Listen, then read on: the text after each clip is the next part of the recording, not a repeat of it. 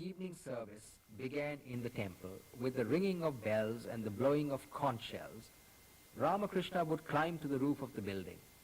Writhing in anguish, he would cry at the top of his voice, "Come, my boys, or where are you? I cannot bear to live without you." Gradually, people from all over came to Ramakrishna, and he would talk about God as many as 20 hours a day. In 1881, Vivekananda met Ramakrishna at a devotee's house in Calcutta and sang this song. Let us go back once more, O mind, to our own abode. Here in this foreign land of earth, why should we wander aimlessly in strangers' guise?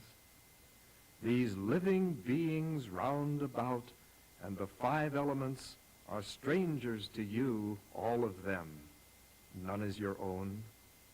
Why do you thus forget yourself in love with strangers, O my mind? Why do you thus forget your own?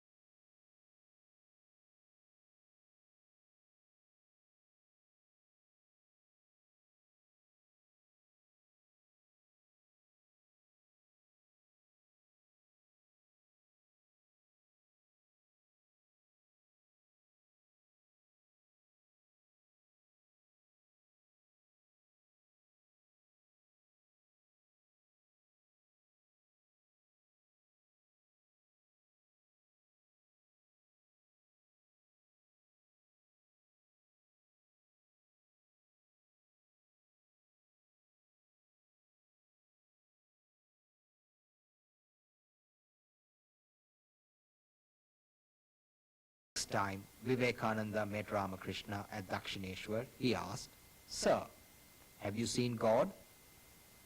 Ramakrishna immediately replied, "Yes, I have seen him just as I see you here, only more intensely."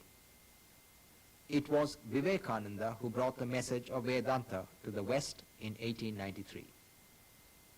Just a few days before Swami Brahmananda's coming, Ramakrishna had a vision in which the Divine Mother put a child on his lap and told him that this was his spiritual son. Swami Brahmananda later became the first president of the Ramakrishna order. One day, at Dakshineshwar, Ramakrishna, in a state of ecstasy, sat on Swami Saradananda's lap. He said afterwards, "I was testing how much weight he could bear." Swami Saradananda later came to America to preach Vedanta, and after that became the General Secretary of the Ramakrishna Math and Mission. He also wrote a monumental biography of Ramakrishna in Bengali, Sri Ramakrishna Leela Prasanga, published in English as Sri Ramakrishna, the Great Master. Swami Turiyananda loved to study Vedanta, and he lived a life of asceticism and continence. He even avoided women. One day, in answer to an inquiry from the master on this subject, he said, "Oh, I cannot bear them." "You talk like a fool," said the master reprovingly. "Look down upon women? What for? They are the manifestations of the Divine Mother. Bow down to them as to your mother and hold them in respect. That is the only way to escape their influence. The more you hate them, the more you will fall into the snare." Turiyananda also came to America and taught Vedanta. Swami Abhedananda was young when he met his guru, Ramakrishna. He came to America and preached Vedanta from 1898 to 1921. During Ramakrishna's centenary in 1936, Swami Abhedananda paid his homage in Bengali, which was broadcast over All India Radio. Here is a part of his talk. Om Namo Bhagavate Sri Ramakrishna ঊনবিংশ শতাব্দীর যুগ সন্ধিক্ষণে যখন পাশ্চাত্য জড়বাদের বন্যা সারা ভারতকে প্লাবিত করিয়াছিল, খ্রিস্টান ধর্মের প্রভাব সমগ্র হিন্দু সমাজের মস্তিষ্ক বিকৃত করিয়া সনাতন ধর্মের প্রতি বিদ্বেষ ও বিতৃষ্ণা আনয়ন করিয়াছিল, তখনই ধর্মগ্লানি দূর করিয়া সনাতন ধারাকে পুনর্জীবিত করিবার জন্য ভগবান শ্রী রামকৃষ্ণ পরমহংসদেবের শুভাগমন এই বিশ্বে হইয়াছিল। তিনি বঙ্গদেশের সুদূর এক পল্লীগ্রামে জন্মগ্রহণ করেন ও নিরক্ষর সাধারণ মানুষের বেশে সনাতন অক্ষর ব্রহ্মের অনুভূতির দ্বারা অসাধারণ মহামানবত্বের পরিচয় প্রদান করিয়াছিলেন। শাস্ত্রীর তর্কজাল তাহার মধ্যে ছিল না, সামান্য প্রাথমিক শিক্ষাই তাহার বিদ্যার পরিসমাপ্তি হইয়াছিল, কিন্তু এমনই ছিল তাহার আধ্যাত্মিকতা ও দিব্য অনুভূতি যে সকল সমস্যার সমাধানই তিনি করিতে সমর্থ হইয়াছিলেন। তিনি বুঝিয়াছিলেন মানুষের রুচি কখনো এক হইতে পারে না, বৈচিত্র্যের মাঝে বিচিত্র হওয়াই স্বাভাবিক। তাই সকলকে রক্ষা করিয়া সকলের সমান পূজা দিয়া সত্যানুভূতির আলোকে তিনি প্রচার করিলেন, যত মত তত পথ, সকল ধর্মই সত্য। কি অদ্ভুতি না ছিল তাহার ত্যাগ ও তপস্যাময় জীবন! আমরা দক্ষিণেশ্বর ও কাশীপুরের বাগানেও তাহাকে দেখিয়াছি, কোনো ধাতুদ্রব্যই তিনি স্পর্শ করতে পারিতেন না। শুধু তাই নয়, নারী মাত্রেই ছিল তাহার চক্ষে সাক্ষাৎ জগন্মাতার প্রতিপত্তি। ভগবান শ্রীরামকৃষ্ণ দেব আমাদের বলিয়াছিলেন, যিনি রামচন্দ্র ছিলেন, যিনি শ্রীকৃষ্ণ ছিলেন, তিনি ইদানীং রামকৃষ্ণ রূপে অবতীর্ণ হইয়াছেন। তিনি আরো বলিয়াছিলেন, মা আমার ছবি দেখিয়ে বলেছিলেন, এই ছবি ঘরে ঘরে পূজা হবে। ওম নিরঞ্জনম নিত্যম অনন্তরূপম ভক্তানুকম্পা ধৃত বিগ্রহম বৈ ঈশাবতারম পরমেশমিদ্যম তং কৃষ্ণম শিরসা নমামঃ। ওম শান্তি শান্তি শান্তি। This is the only available recorded voice of a direct disciple. Brought up in an aristocratic family, Swami Trigunatithananda, whose pre-monastic name was Sharada, looked upon some work as meant only for menials. One hot day when Sharada went to Dakshineshwar, Ramakrishna said, "Please bring some water and wash my feet." Many of Sharada's friends were there, which made the situation all the more embarrassing. His face flushed with humiliation, but Ramakrishna repeated the request and he felt compelled to obey.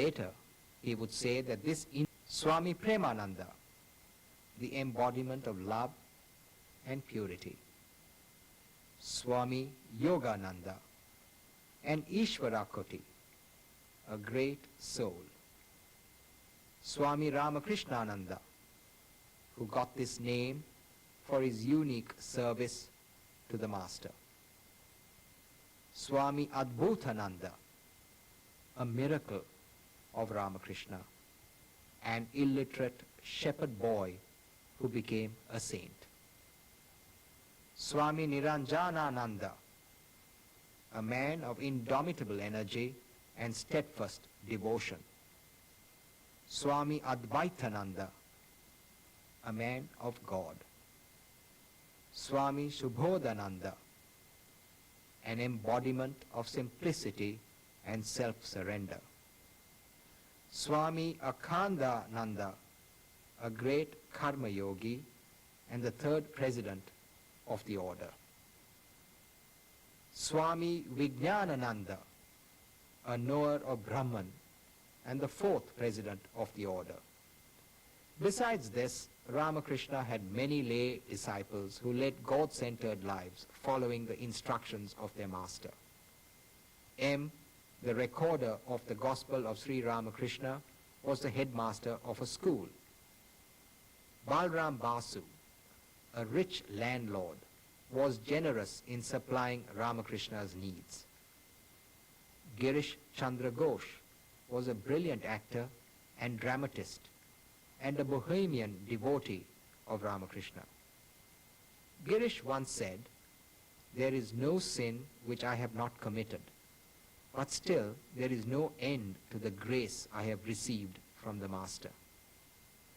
Aghora Mani Devi, a woman devotee of Ramakrishna, had the vision of Gopala, child Krishna, after 30 years of hard spiritual disciplines.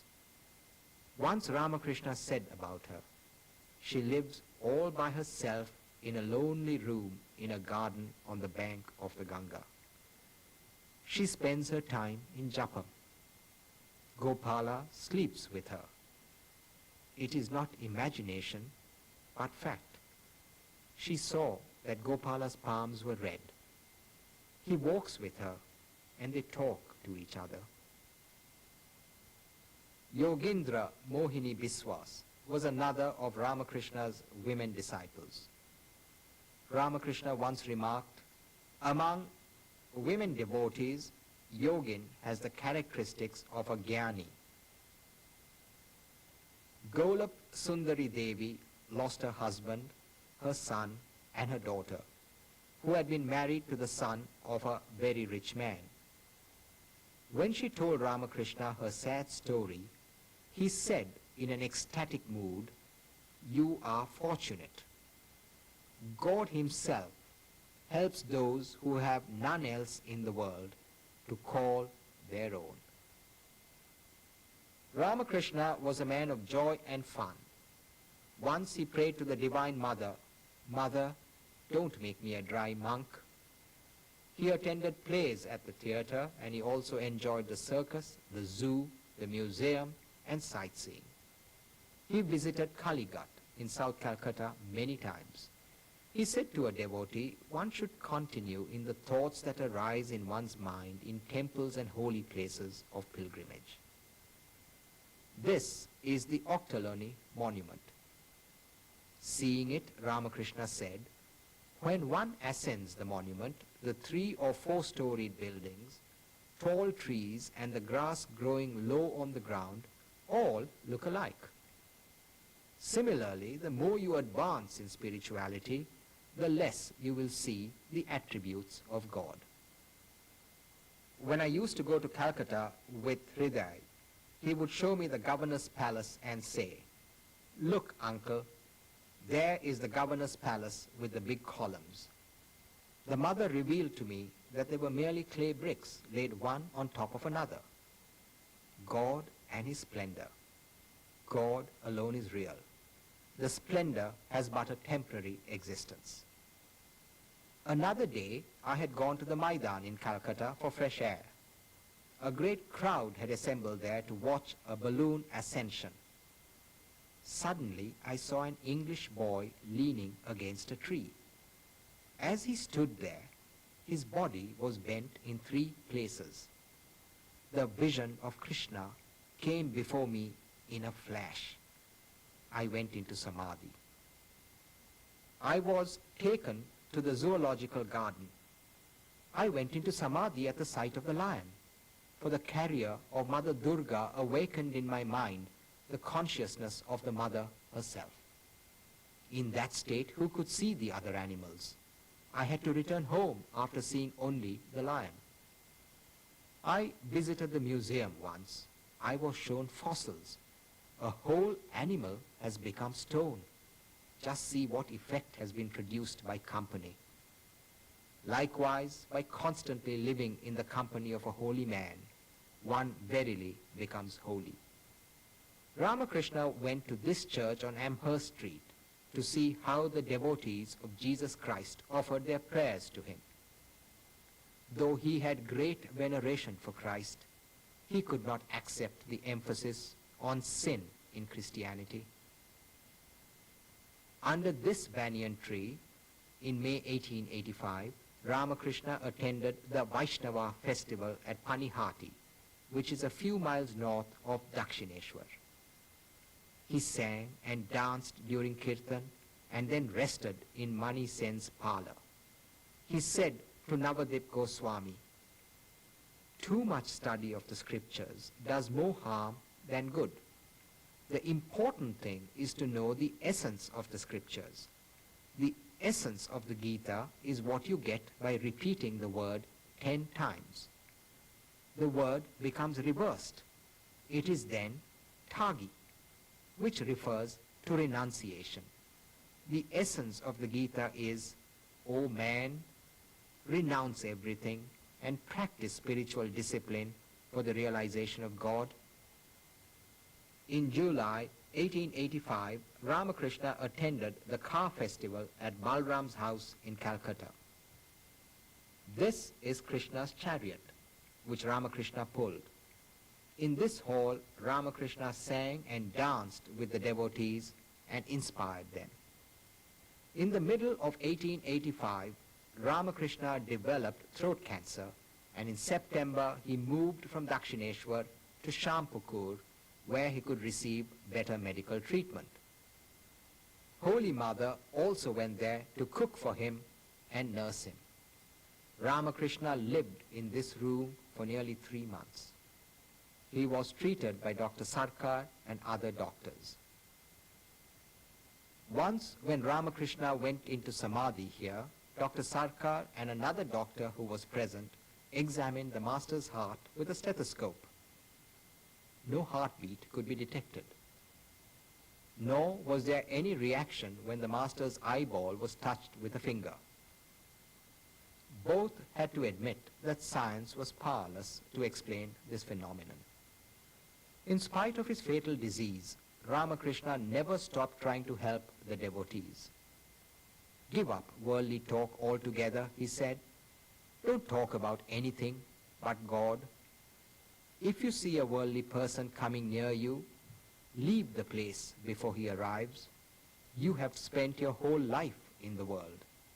You have seen that it is hollow. Isn't that so?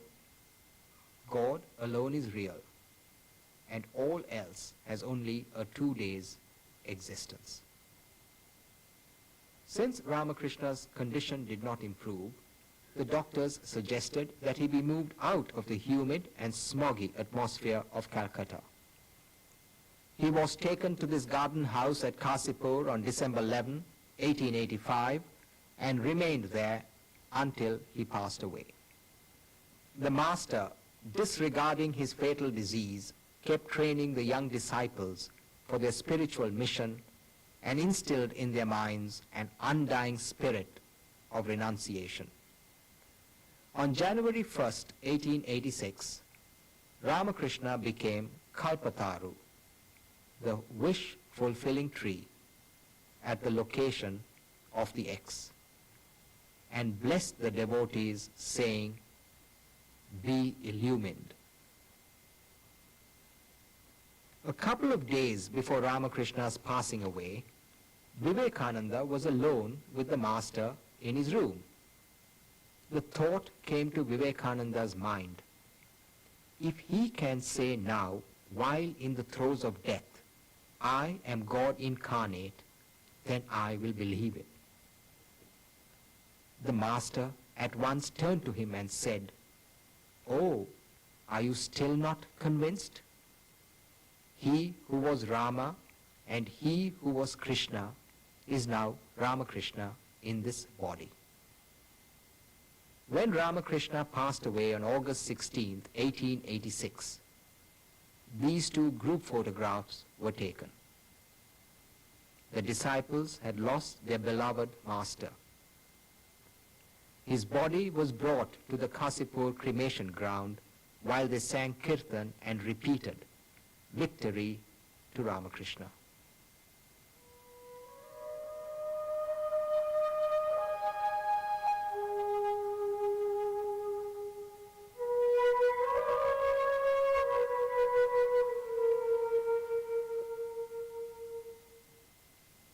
Ramakrishna's mortal life ended at Kasipur, and not long after, his disciples established the Ramakrishna monastery of Belur across the Ganga. While installing Ramakrishna's relics there, Vivekananda said, "The Master once told me, I will go and live wherever you take me, carrying me on your shoulder, be it under a tree or in the humblest cottage." Pointing to Belur Monastery, Vivekananda said, "It will be a center in which will be recognized and practiced a grand harmony of all creeds and faiths as exemplified in the life of Ramakrishna. And religion in its universal aspect alone will be preached. And from this center of universal toleration will go forth the shining message of goodwill, peace, and harmony to deluge the whole world."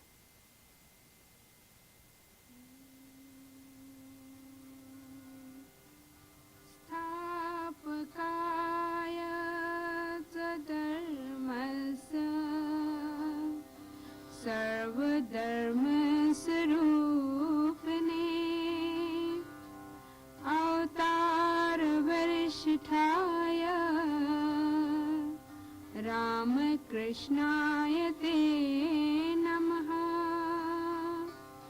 Ramakrishnaya te namaha.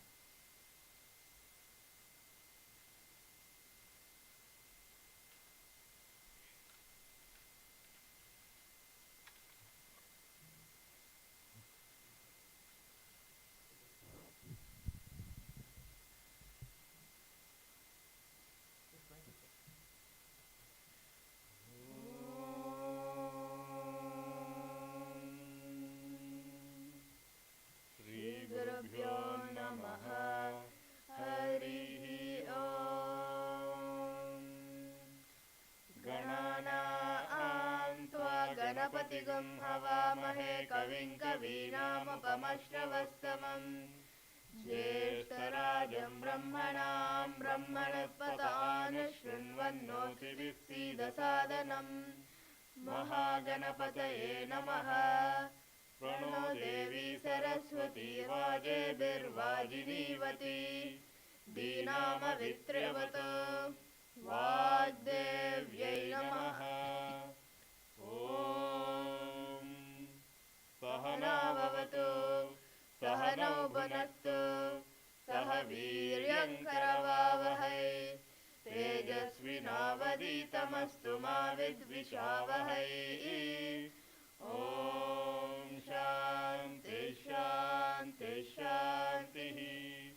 हरिः ॐ। ॐ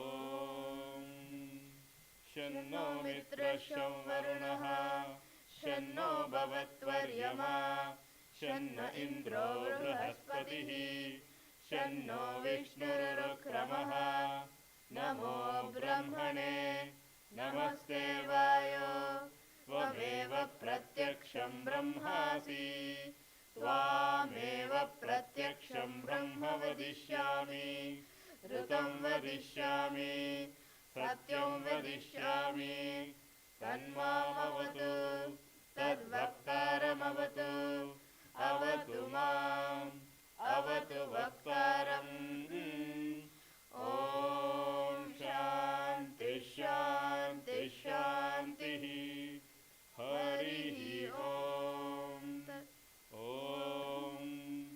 भद्रं कर्णेभिः शृणुयाम देवाः भद्रं पश्येमाक्षभिर्यजत्राः स्थिरैरङ्गैस्तुष्टुवागुंसस्तनोभिः व्यशेम देवहितैयदायुः स्वस्ति न इन्द्रो वृद्धश्रवाः स्वस्ति नः पूषा विश्ववेदाः स्वस्ति नस्तार्क्ष्यो अरिष्टनेमिः स्वस्ति नो बृहस्पतिर्दधातु ॐ शान्ति शान्ति शान्तिः हरिः ॐ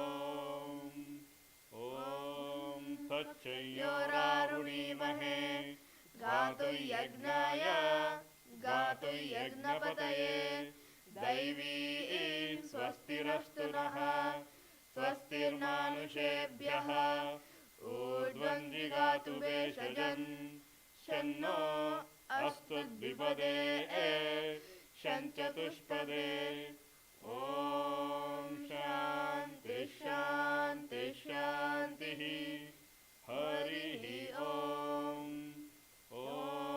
नमो ब्रह्मणे नमो अस्त्वग्नये नमः पृथिव्यै नमो ओषधेभ्यः नमो वाचे नमो वाचस्पतये नमो विष्णवे बृहते करोमि ॐ शान्ति शान्ति शान्तिः हरिः ॐ तत्सत् श्रीरामकृष्णार्पणमस्तु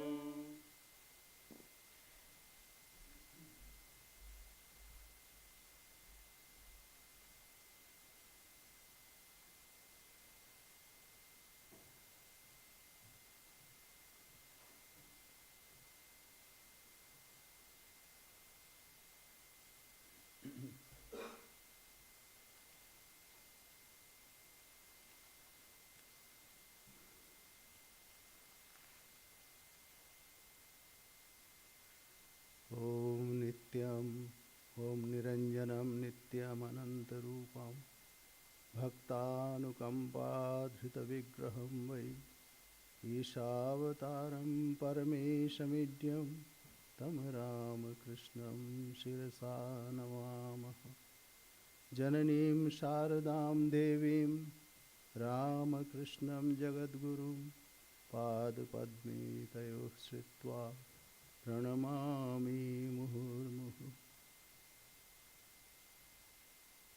ॐ नमः श्रीयतिराजाय विवेकानन्दसूरये सच्चित्सुखस्वरूपाय स्वामिने तापहरिणे। In the beginning I have recited the shloka, the meaning of that you are Niranjana. Niranjanam Nityam. You are eternal. Ananta Rupam.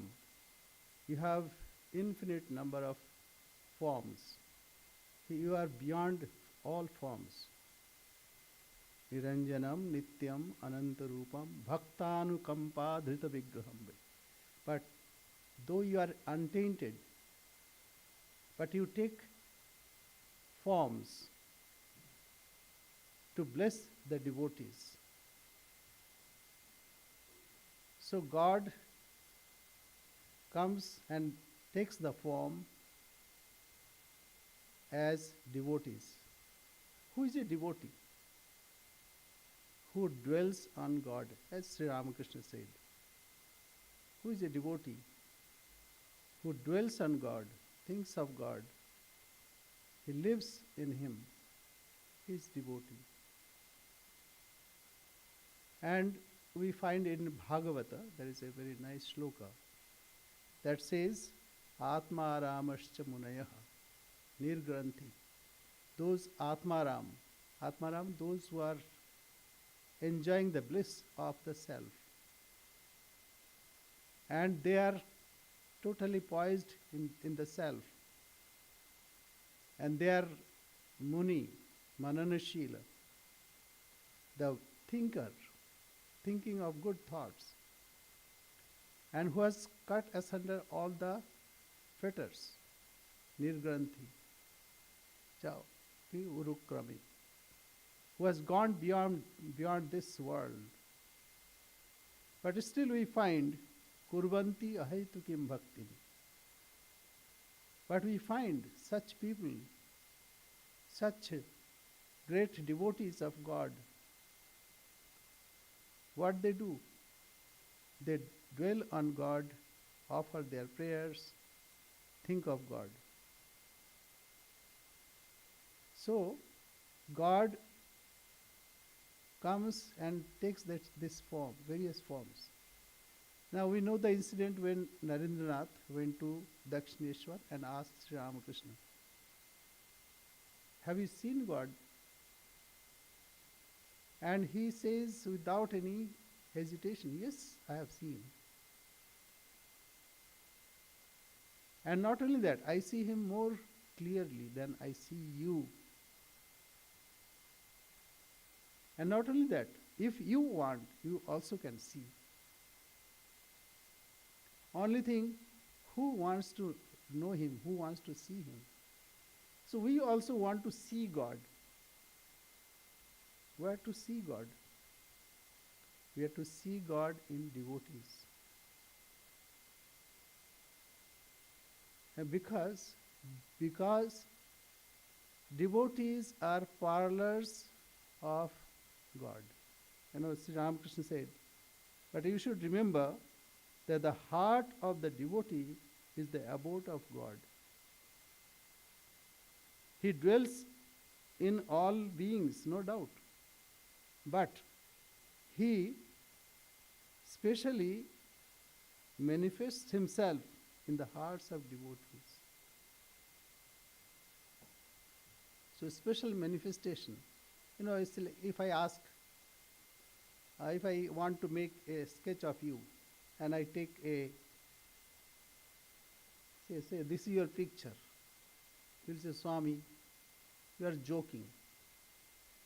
Then if I make some dots and make a sketch of you, then you understand, oh, yes, it looks like me. So similarly, who is Niranjana without taint? How can we make sketch of him? It's beyond our imagination. That is why we need interaction with devotees.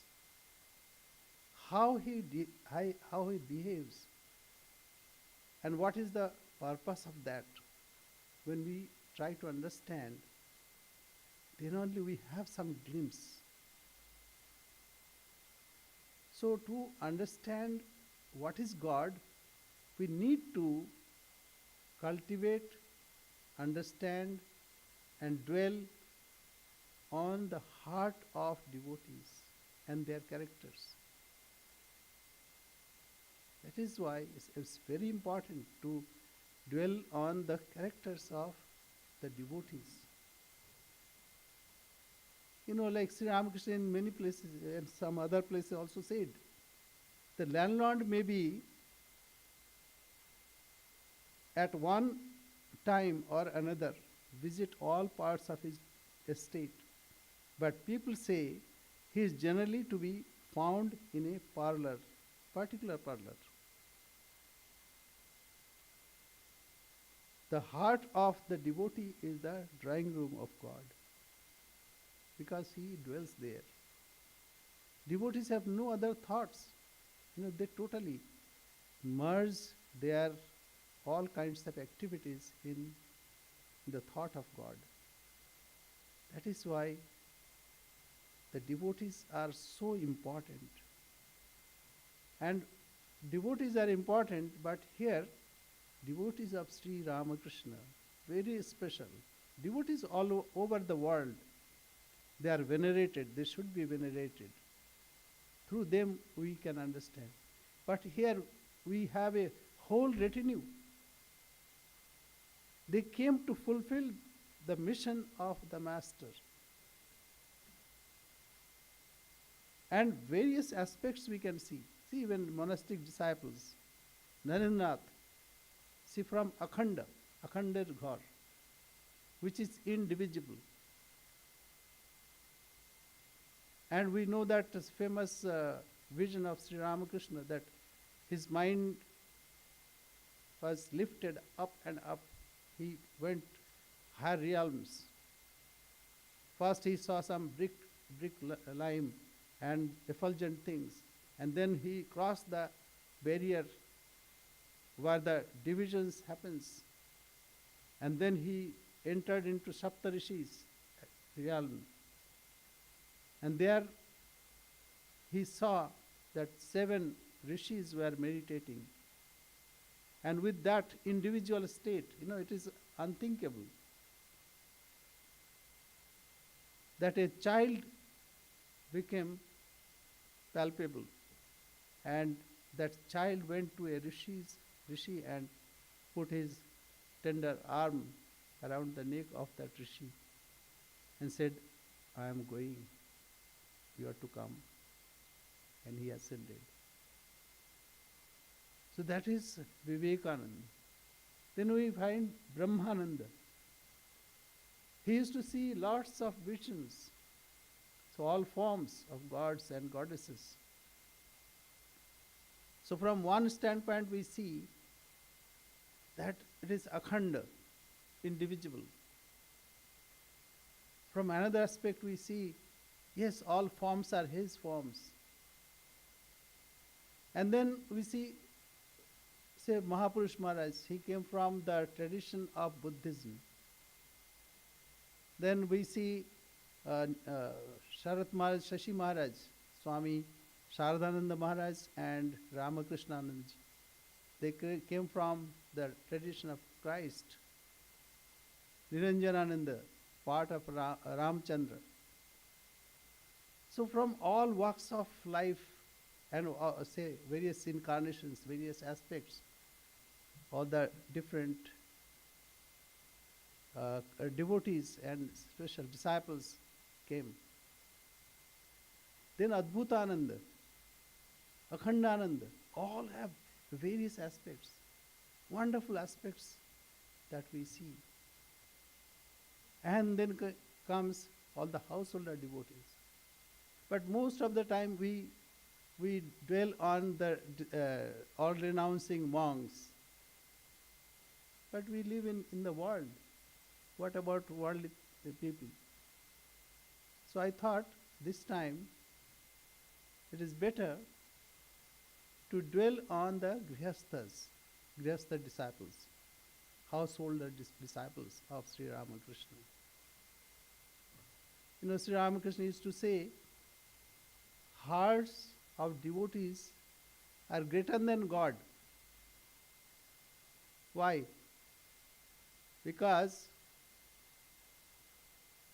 in Bali avatar, so Bali was a king, Bali was a king, and he would grant any boon or anything people wanted. So to demolish that ego, God take a form of a dwarf man, and he went to his court, and then he asked, what do you want? He asked only 3 feet of space. So he said, granted. You ask more. He said, no, I don't need more, only 3 feet. So by one, he covered the whole earth and whatever is gross. And then by second, he all the heavens and everything he covered. And now another feet came from out. By that time he became very huge. And then he asked where to put this, the 3rd foot. And he said, put on my head. So Bali was sent to the Patala Loka. Maybe this is the Patala Loka. So the devotees devotees dwell on God. That means even God is small, who can be accommodated in the heart of a devotee. So it is a great that when we dwell on devotees, we actually dwell on God, because God is, under the surveillance or under devotees. Yashoda, Mother Yashoda, would think, I am greater than Krishna, because Krishna is my child. If I don't look after him, who will look after? See, God becomes small. Sri Ramakrishna said, sometimes God becomes the magnet and devotee a needle. So magnet attracts needle. But most of the time, it is devotees who become magnet and God a needle. In Chaitanya Leela, it is Advaitacharya who meditated, who prayed, so that God incarnates. And in all yugas, it is not only paritranaya vinashaya cha dushkritam, but he says paritranaya sadhunam vinashaya cha dushkritam dharma samsthapanarthaya sambhavami yuge yuge. So demons also have, they have a part to play. If there is no demons, then no God will be incarnated. So that is why all are good. It is a grand play that is going on. Positive, negative, fight, Gaza is happening here. So this is a great, grand play that we witness. So without taking much time, let me invite all others one by one. As the list goes on, there is no need. Please mind your timing. But it's a great attraction. If you want to read, you'll find more things to read. But limit yourself so that all take enough time to speak. Thank you very much.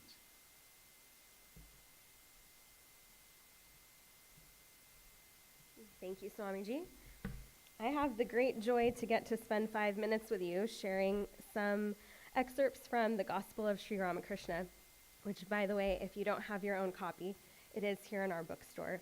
And I wanted to mention for any new listeners that when I say the Master, it's Sri Ramakrishna. And if you hear someone say Thakur, that also is Sri Ramakrishna. The Master said to the Brahmo devotees, in meditation, one must be absorbed in God. By merely floating on the surface of the water, can you reach the gems lying at the bottom of the sea? Then he sang, taking the name of Kali, dive deep down, O mind, into the heart's fathomless depths, where many a precious gem lays hid. But never believe the bed of the ocean bare of gems. If in the first few dives you fail, with firm resolve and self-control, dive deep and make your way to Mother Kali's realm. Down in the ocean depths of heavenly wisdom lie the wondrous pearls of peace, O mind, and you yourself can gather them, if you but have pure love and follow the scripture's rule. Within those ocean depths as well, 6 alligators lurk, lust, anger, and the rest, swimming about in search of prey. Smear yourself with the turmeric of discrimination. The very smell of it will shield you from their jaws. Upon the ocean bed lie strewn unnumbered pearls and precious gems. Plunge in, says Ram Prasad, and gather up handfuls there. Narendra and his friends came down from their seats on the raised platform of the Panchavati and stood near the Master. He returned to his room with them, and the Master continued, when you plunge in the water of the ocean, you may be attacked by alligators. but they won't touch you if your body is smeared with turmeric. There are no doubt 6 alligators, lust, anger, and so on, within you, in the heart's fathomless depths. But protect yourself with the turmeric of discrimination and renunciation, and they won't touch you. I'm skipping now to March 11th, 1883. It was Sri Ramakrishna's birthday. Many of his disciples and devotees wanted to celebrate the happy occasion at the Dakshineshwar temple garden. From early morning, the devotees streamed in, alone or in parties. After the morning worship in the temples, sweet music was played in the Nahabat. It was springtime. The trees, creepers, and plants were covered with new leaves and blossoms. The very air seemed laden with joy, and the hearts of the devotees were glad on this auspicious day. M arrived in the morning and found the master talking smilingly to Bhavanath Rakhal and Kali Krishna. M prostrated before him. Master to M, I am glad you have come. To the devotees, one cannot be spiritual as long as one has shame, hatred, or fear. Great will be the joy today, but those fools who will not sing or dance mad with God's name will never attain God. How can one feel any shame or fear when the names of God are sung? Now sing, all of you.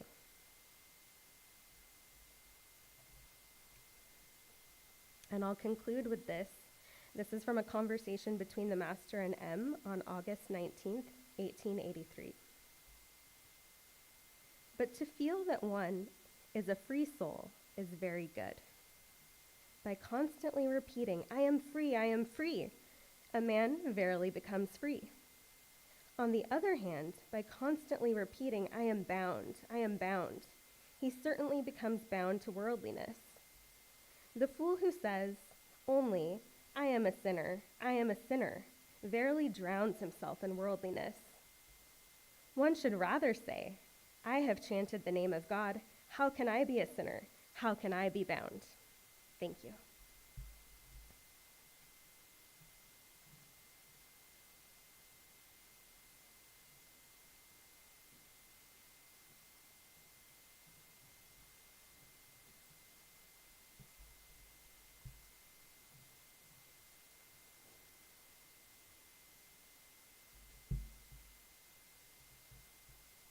So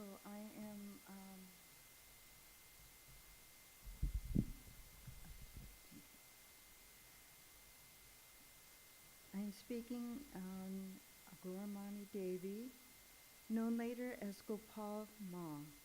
She was born in 1822 in a Brahmin family at Kamarhati, just 3 miles by boat from Dakshineshwar temple.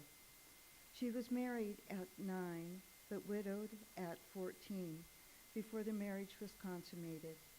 She was initiated into spiritual life by her husband's family guru, with the child Krishna as her chosen deity, and was given the Gopala mantra. After the death of her own parents, at about 30 years of age, she went to live at the temple garden of Govindadatta in Kamarhati, where her own brother had become the priest of the Radha Krishna temple. Govinda's widow, Manomohini, was the owner and manager of the temple and practiced severe austerities, observed religious vows, and performed daily worships and meditation. She was happy to have a companion with similar nature and spiritual inclination, and Gopal Ma was happy to live in a solitary holy place on the bank of the Ganga. She cut her hair, sold her jewelry and her husband's property, and invested the money, and lived on the meager interest that she received. She had a tiny room with just the bare essentials, but spotlessly clean and well organized. She would rise at 2 a.m. and continue her spiritual practices until 8 a.m. Then she would clean the temple and worship vessels, pick flowers, and make garlands and sandal paste. After another bath in the Ganga, she would meditate under a bilva tree, cook food, and offer it to child Gopala. Partake in the prasad, then rest a while. She would practice japa again until evening, listen to the Vespers, have a simple light supper, and then practice japa until midnight.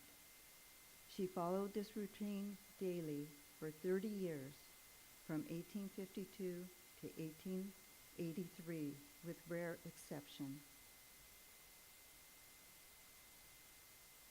By the 1880s, Sri Ramakrishna's name had begun to spread. In 1884, Gopal Ma and Mano Mohini went to Dakshineshwar by boat and were cordially received by Sri Ramakrishna. He gave them some advice on devotion and sang a few songs. He asked them to come again, and in turn, Mano Mohini invited him to the temple garden in Kamarhati, which he accepted. Sri Ramakrishna recognized the spiritual magnitude of both Gopal Ma and Mano Mohini. Praising them in his sweet manner, he said, "Ah, what beautiful expression on their faces. They are floating in the ocean of bliss and devotion. Their eyes are soaked with divine love." On another occasion, he said of Gopal Ma that during Krishna's incarnation, she was a fruit seller in Vrindavan, and she would feed Gopala the sweet fruits.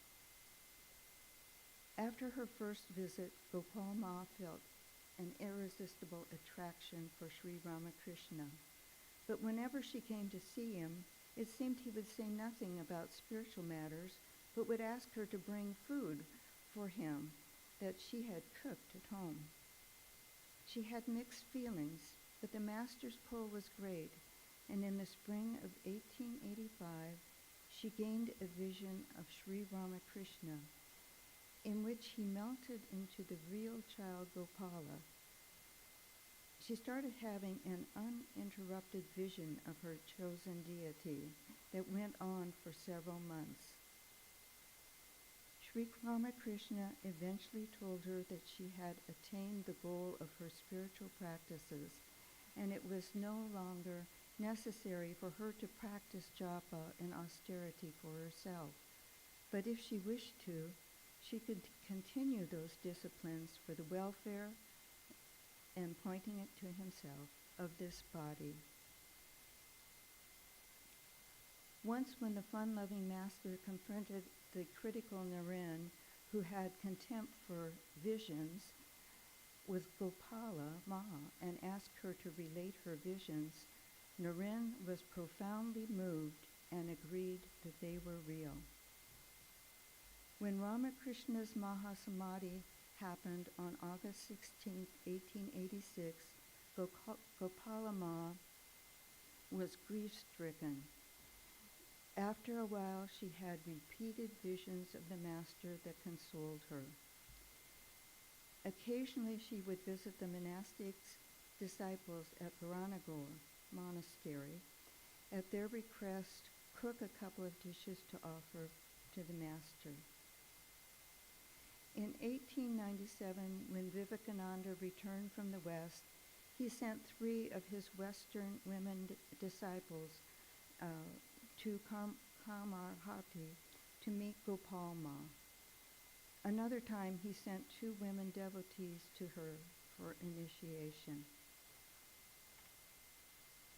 In 1903, she became seriously ill. The disciples of Ramakrishna arranged for her to be moved to Balaram's house. Then Sister Nivedita asked to serve her, and care was arranged at her residence. Though Gopala Ma's body was deteriorating, her mind was floating in bliss. When Holy Mother came to visit her, she took Gopala Ma's head on her lap and caressed her affectionately. The end came in July 8, 1906. Gopal Ma was carried to the Ganges, where she breathed her last at dawn, as a monk bent over her and whispered in her ear, Om Ganga Narayana. Her picture of Ramakrishna was sent to the Beller Mott, where it rests on the altar of Holy Mother's temple to this day.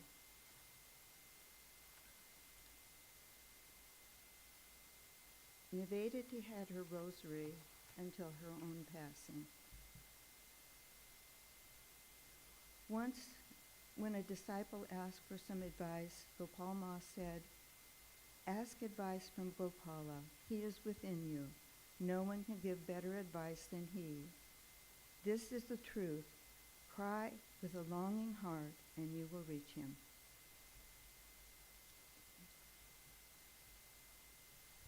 So Narendranath used to argue with Sri Ramakrishna that all the images that you see, it is all your imagination and hallucination. So Sri Ramakrishna thought, okay, let me confront this Gopal's mother. And she said, "Baba, my son, I see all these visions. Are they real or on my hallucination?" So Narendranath had to admit, no, mother, all are real. That's what she said.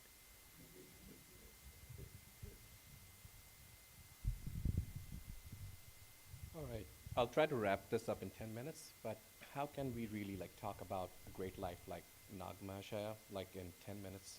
But I'll give it a try. We shall focus on a few main spiritual milestones in his life, beginning of his life, his transformation in his spiritual life, as well as at the end of his mortal journey. Our thought patterns design our actions and reactions in how we interact with the world.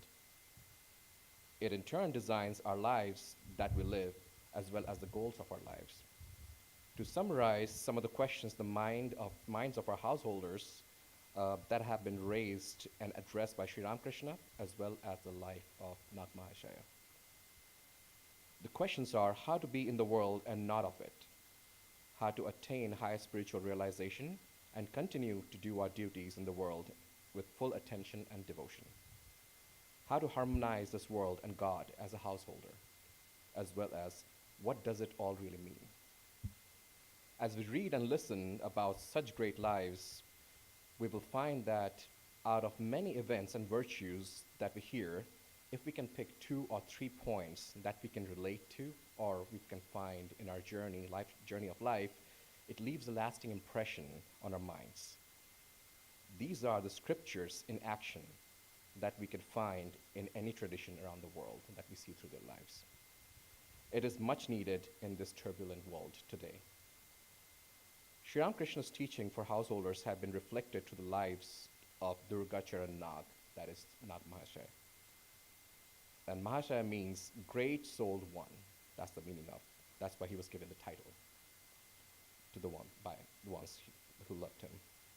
To live a householder life and attain the highest spiritual experience at the same time, it's a beautiful harmony. Sri Ramakrishna says he is a true hero who can perform all the duties of the world with his or her mind fixed upon God. If we look at some of the virtues of Nag Mahashaya's life, we see a strong resolve, dedication, and obedience to truth, then strength of his mind to pursue that truth at every stage of his life. It intensifies and manifests through all the challenges of life, as we see, we'll hear a few of the incidents in his life as well. We shall see how divinity evolves in the life of Nag Mahashaya now. Before meeting Sri Ramakrishna, Nag Mahashaya was born on 21st August 1846 at Deobhog, which is now in Bangladesh. It's a small village. Unfortunately, at a very young age, he lost his siblings and his mother, and he was raised by his aunt. But his mind at that age was drawn to a higher level. Sometimes his aunt would read him stories as childhood, including stories from Ramayana, and he would have vivid dreams about it. He would wake up, and that would leave his aunt completely surprised and astounded. His childhood, he had a search for gold, a search for truth, and his virtues and values will take him to the highest goal. That was his mission, as we'll see henceforth. 3 main virtues are integrity, truth, and thirst for knowledge. One of the incidents in the school was, as a child, he was asked by his friends to lie, but he did not. So he was dragged around the field, he was beaten, but he did not complain. He kept quiet, he never complained to anyone. There was one time when he would walk, just for search of knowledge, he would walk 15 miles a day, about 15 miles a day, just to school and come back. So that was his resolve because he wanted to study, he wanted to gain knowledge. It lasted for about 15 months as well, but he only probably missed 1 or 2 days in school. While one day, when the weather was bad, while walking to school, he slipped and fell in the pond, and he couldn't come out of the pond. He was drowning. But his strong mind and resolve, he stood quietly, he prayed, and then he just held grass and he climbed out of the pond. But as Durga Charan grew up, he became a homeopathic doctor. What he would do his work is he would offer people free, who could not pay, just free treatment. In fact, he would even pay people for their food and money. He would visit him. That worried his father. So what was arranged was his marriage at a younger age. Unfortunately, after a short time, his wife died, which left a huge shock in his life and a huge gap. And we have seen similar incidents in the lives of Buddha as well as Triananga Swami. When the impermanence of life becomes clear, a shock, something changes in their lives. He would spend a lot of time at cremation ground. Out there, he would also meet a lot of sadhakas and see a lot of things that is very different than the world we live in. That transformed him a lot, and his desire, and one of the things he heard during that process was, if you have to realize God, you have to get initiated by a worthy guru. And he was in search for a guru. His yearning was heard by Divine Mother, and one day his family guru just showed up on the bank of Ganges, and he said he had a vision of Divine Mother, and she would want to just initiate him. And he got initiated by the mantra of Divine Mother. As time passed by, it is said that when God's grace descends upon anybody, no human power can stand in the way. So, as time passed by, his father's retirement came forward, and Durga Charan Nag intensified his experience to God directly. So, because of this desire, once his friend Suresh Chandra Datta from Brahmo Samaj, met him. They became good friends. Now, Brahmo Samaj, as we know, was the hub of where the name of Sri Ramakrishna was also spread, with different reasons. A lot of devotees came forward from there. So he heard about Sri Ramakrishna, and they determined that they will visit Sri Ramakrishna. So on their first visit, now we'll note a few incidents here. On his first visit,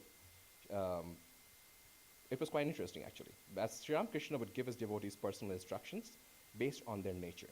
So he told Durga Charan Nag, live in the world like a mudfish, as the fish that lives in the mud, but his skin is always bright and shining. So live in the world that way. And he has followed that instruction till his death. Sri Ramakrishna also made a way to make people on his own. And that's why during the visit, he also said, come again, a relationship grows through frequent visits. Next time on his visit, Sri Ramakrishna said, I'm glad to see you. It is for you that I'm here.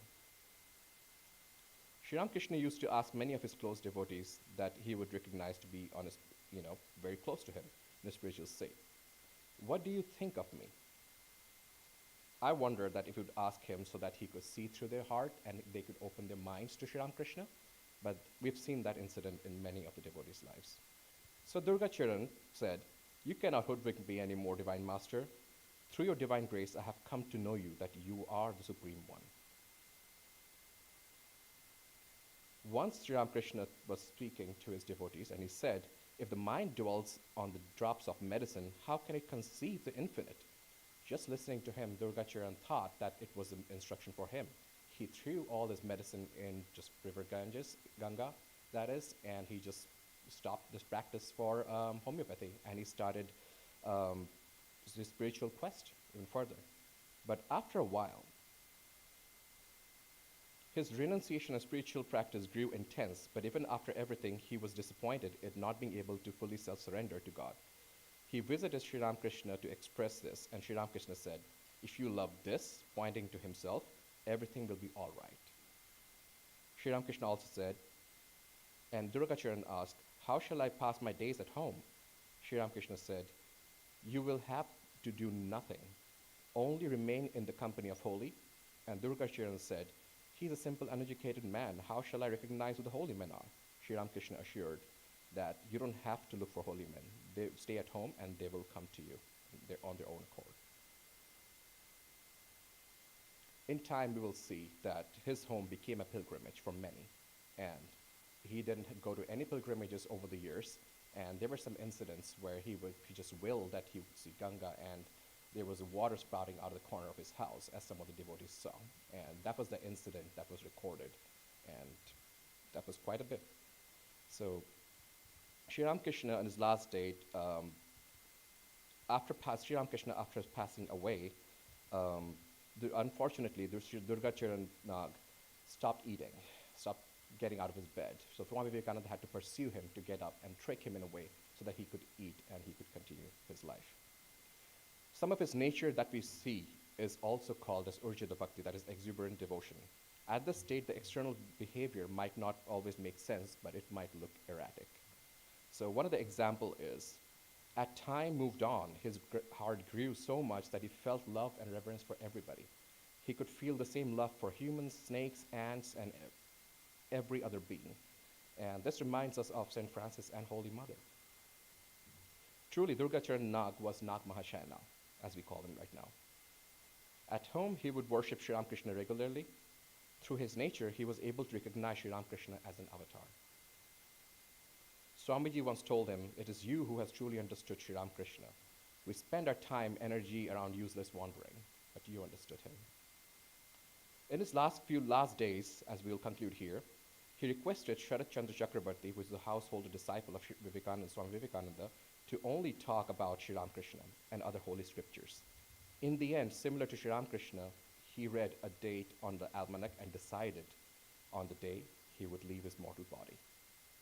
In the last few days again, he requested Sharad Babu that Sri Ramakrishna has come to show him the holy places. He asked Sharad Babu to repeat the names of those holy places one after another, and Nag Mahashaya had detailed vision of those places, and he described back to him.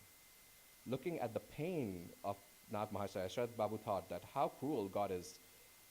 By reading his mind, Nag Mahashaya said, "Please never doubt the boundless mercy of God. Look, I'm bedridden. I cannot serve you anymore.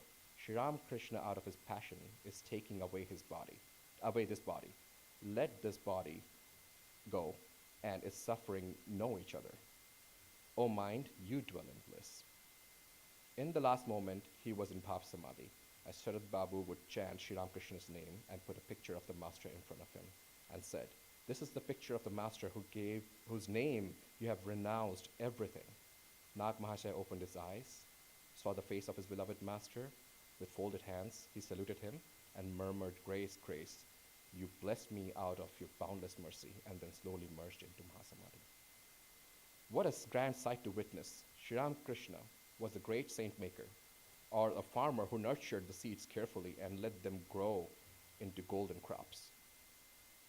When he sees through you and you are crystal clear to him, with intense desire to see God that brings you to him, he unlocks that block that sets you on your way to your spiritual culmination. In the end, I'll just repeat a few lines that have been said by Girish Ghosh as well as Swami Vivekananda. Girish Ghosh once said that the great enchantress of Mahamaya, what we call Maya, is in deep trouble when she tries to trap Swami Vivekananda and Nag Mahashaya. As she tries to trap Swami Vivekananda grows bigger and bigger and bigger, and he identifies with the Supreme, and Mahamaya cannot catch up with him. As it tries to capture Nag Mahashaya, he goes smaller and smaller and smaller. It's so tiny that it falls through the tiny holes of the net. So Mahamaya cannot capture him either. They had absolutely different natures, but they reach exactly similar lives of saints. In the end, Swami Chaitananda said, a real disciple is the one who translates the teaching of Guru into actions in his life. An ideal character is one that combines the gentleness of a flower and the power of a thunderbolt. We see that the holy Sri Ramakrishna, Holy Mother, and other divine souls and saints. Now we see that in the life of Nag Mahashaya. He is a true renunciate, a great living being in the guise of a householder. We are lucky and blessed to read about the lives of such great souls with the record from the childhood. Thank you so much. Satyam, Jnanam, Anantam, Brahma.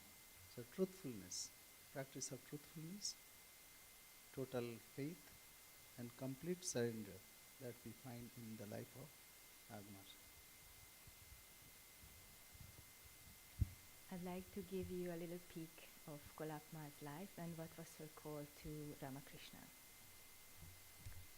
Invariably, the death of a loved one becomes a turning point. At that time, seeing only darkness and hopelessness all around, people begin to think deeply about life. They realize its emptiness and transitoriness, that life ends in death and union ends in separation. Still, the tears flow as grief consumes the heart. Yet such is the law of nature that eventually the heart becomes filled by another loved one and the tears stop. Golapma's unbearable grief was actually God's grief, for in her affliction she turned to Sri Ramakrishna and her life was transformed. Golap Sundari Devi, known as Golapma, was born in a Brahmin family of North Calcutta, probably in the late 1840s. Her parents arranged for her marriage to a poor Brahmin when she was young, but her husband died after a few years, leaving her with two small children, a son and a daughter. When Golapma's son was still very young, he also died, and her mainstay in life then became her daughter, Chandi. Chandi was a charming, well-mannered girl. When she grew up, Golapma arranged for her marriage to Saurindra Mohan Tagore, an eminent and wealthy landlord of Calcutta. But again, fate was cruel to Golapma. Chandi died prematurely, creating a tremendous void in her mother's life. Golapma cried and cursed herself, but could find no cure for her grief. Just then, Yoginma, a neighbor, came to her aid. Seeing Golapma's terrible suffering, Yoginma had compassion for her, and one day in 1885 took her to Sri Ramakrishna at Dakshineshwar. Golapma later described her first meeting with the master. When I first went to the master, I was tormented with grief for my daughter Chandi. Yogin took me to him. He touched my head and removed all grief from my heart. It was amazing. In a moment, my mind became calm and serene. I immediately laughed like a Yanni. I felt that I had come to this world to act in a play. Who is whose mother and who is those daughter? In my childhood, I had played with cloth dolls, and after that I played with flesh and blood dolls. This world is nothing but play with dolls, so why should I cry for my daughter? It is a glorious thing to cry for God. Such was the power of the master. After a few visits, Sri Ramakrishna introduced Golapma to the Holy Mother, saying, "You should feed this Brahmin girl well. Sorrow is assuaged when the stomach is full." Sri Ramakrishna knew when he was gone, the Holy Mother would need a companion, so one day he spoke to her about Golapma. "Keep your eye on this Brahmin woman. She will live with you permanently." One night in Dakshineshwar, Sri Ramakrishna got up at midnight and said to his nephew Ramlal, "I'm very hungry." Ramlal searched in the room but could not find any sweets or fruits, so he went to the Nahabat and informed the Holy Mother. She immediately made a fire with some hay and wood and began to cook farina pudding. Golapma carried the bowl containing 2 pounds of pudding to the master. Later, Swami Salananda wrote, "She just stepped into the room, dimly lighted by a lamp in a corner where Ramlal was sitting quietly nearby. She was startled to notice the master pacing back and forth at that dead of night, calm and silent, with an extraordinary spiritual mood overwhelming him. It seemed to her that the master's body had become much bigger in both height and bulk, as if he were not a mortal of this earth, but some god from heaven come in the guise of a human being to this earthly sphere so full of misery, wailing, and death." Ramlal had already placed a seat for the master to sit on. Awestruck and hesitating, Golapma went near and placed the bowl of farina pudding in front of the seat. The master sat down to eat and gradually ate all of it under the influence of that spiritual intoxication. Golapma later described her vision of the Kundalini power accepting oblation in the master's body. It seemed to me that as soon as the master put food in his mouth, the snake-shaped Kundalini Shakti with him was aroused and snatched at the food and devoured it. The master asked me, "Well, can you tell me who is eating, myself or someone else?" I told the master what I had seen. He was pleased to hear it and said, you're right. You're fortunate that you have seen it and understood it." Then he smiled. Golapma was one of the Sri Ramakrishna's main women disciples, and she often had the opportunity to render personal service to him. Not only did she carry his food to him, but she also cleaned his room. Besides this, she sometimes helped the Holy Mother with the cooking and other household work. Since Golapma was a little older than some other women, she was very free with the master and the young boy disciples. Her relationship with Sri Ramakrishna was through the heart, not through the brain. Many years later, she said, "By the master's grace, I saw the living form of my chosen deity. After my first meeting with the master, I used to see for a while a little boy resembling master moving with me.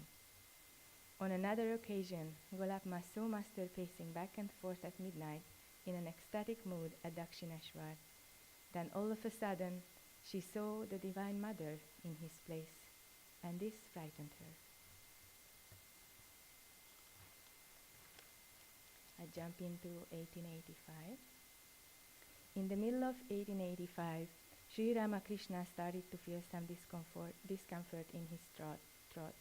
It was the beginning of cancer. The Holy Mother was greatly concerned about his health. Every day, Sri Ramakrishna drank a measured quantity of milk in a cup, but unknown to him, the Holy Mother would boil the milk for a long time in order to make it thicker and more nutritious. One day, the master became suspicious about the quantity of the milk and asked Golapma about it. Not realizing the Holy Mother's intention, Golapma told the truth. Sri Ramakrishna became alarmed, and this made his stomach upset. Finally, the Holy Mother straightened out the situation, but she cautioned Golapma not to tell everything to the master. Golapma apologized. When later Sri Ramakrishna moved to Shampookur, Calcutta for treatment, Golapma temporarily took the responsibility of cooking his food.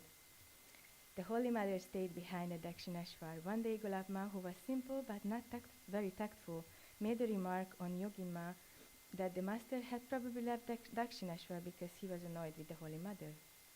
When the Holy Mother heard about it, she was stunned. She went at once to Shampookur with tears in her eyes and asked the master if she had really offended him. Sri Ramakrishna denied the whole thing, and after consoling her, sent her back to Dakshineshwar.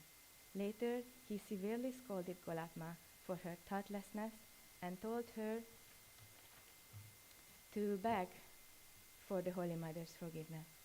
Golapma immediately walked all the way to Dakshineshwar. Bursting into tears, she implored to the Holy Mother to forgive her. It was impossible for the Holy Mother to harbor ill feelings against anyone. She just loved and patted Golapma on the back 3 times. Because of Golapma's outspokenness, she was often misunderstood, criticized, and humiliated by other devotees, but she never left the master or the Holy Mother. When the master was at Shampookur, a few devotees would sometimes complain about her to Sri Ramakrishna. He would not say anything to her about it directly, but he would caution her in a dream. Golapma later said, "What a wonder. At that time, if anybody would complain against me to the master, he would tell me in a dream." One important trait of Golapma's character was that she did not have a sensitive ego.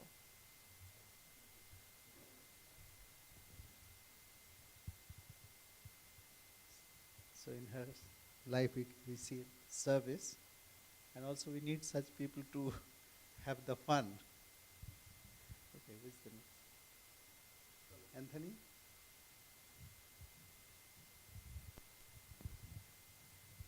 Jotila Kutila. Sri Ramakrishna with Suresh Chandra Datta. Suresh was a rather unique devotee who received his initiation from Sri Ramakrishna in a rather unique manner. Suresh was born in West Calcutta in 1850 of an upper middle class family, well educated, erudite.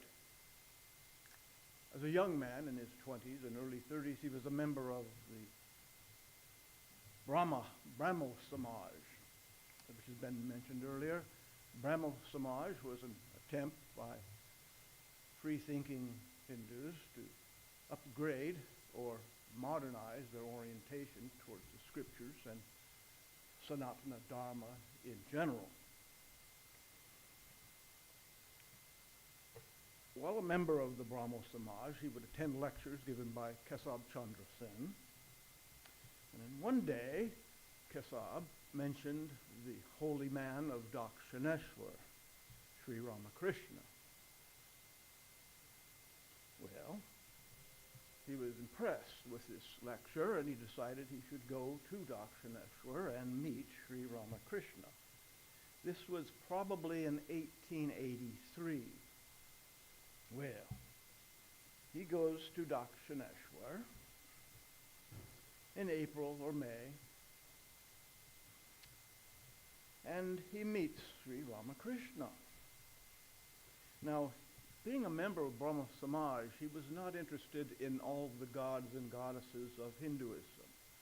His orientation was towards the formless God, if you want to say formless God.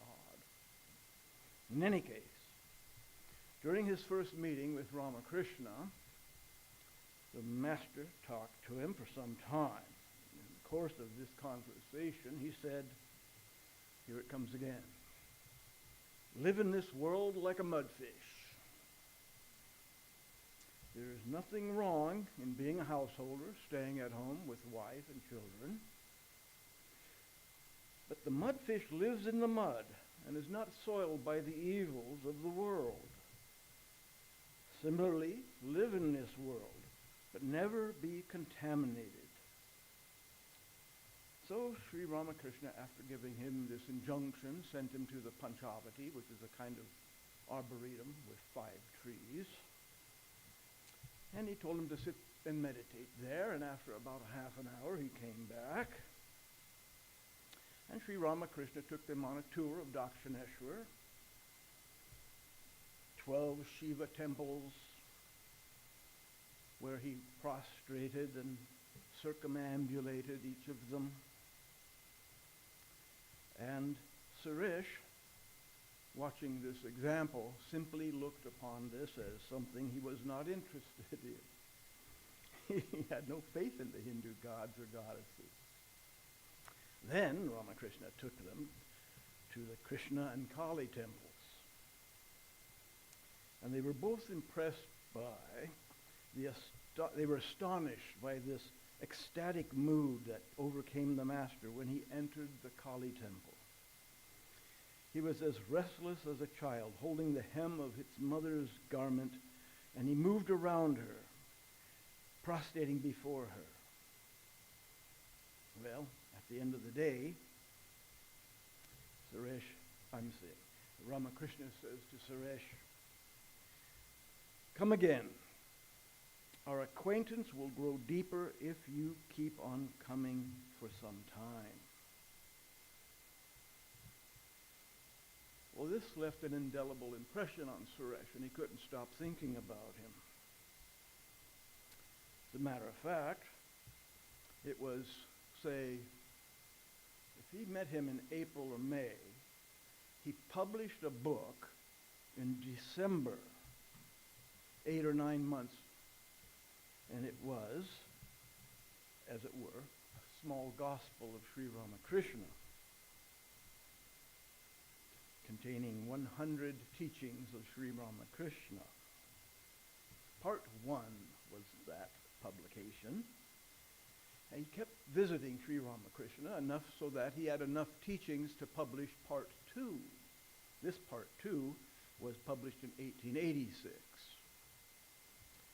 He kept visiting with the master, and by the time I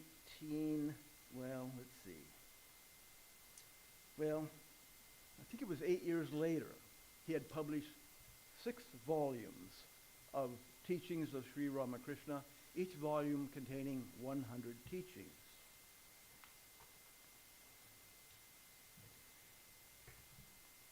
We were referencing the Gospel of Sri Ramakrishna. The one we're most conversant with is, of course, the one written by M. But in the latter part of the 19th century and the first parts of the 20th, there were a total of 5 Gospels of Sri Ramakrishna published. In Sri Ramakrishna's biography, Suresh mentioned a few incidents about the master that he himself had witnessed.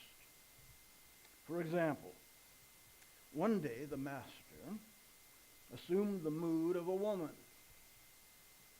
He wore his dhoti like a sari. And he showed Suresh how a woman charms a man. Now, I will not attempt that pantomime.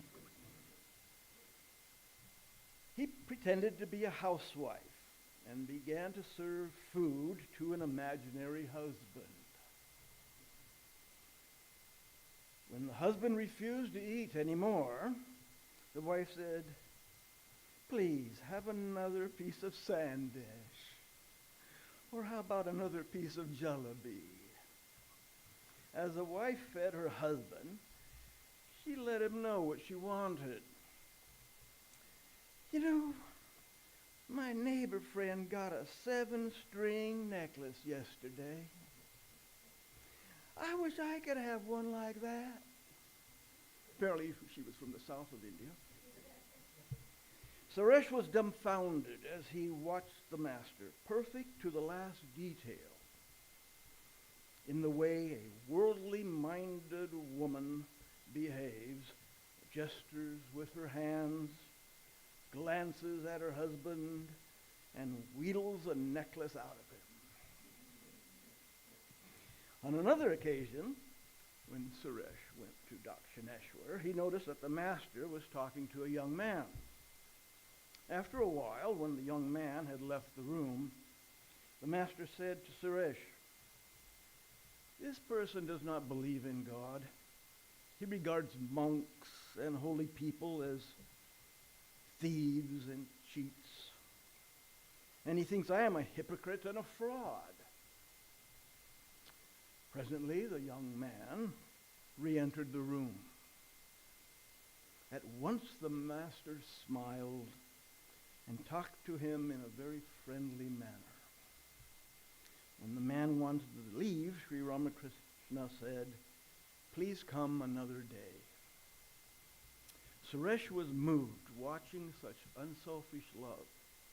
Even though this guy had this opinion, he was moved by Ramakrishna saying, "Come again."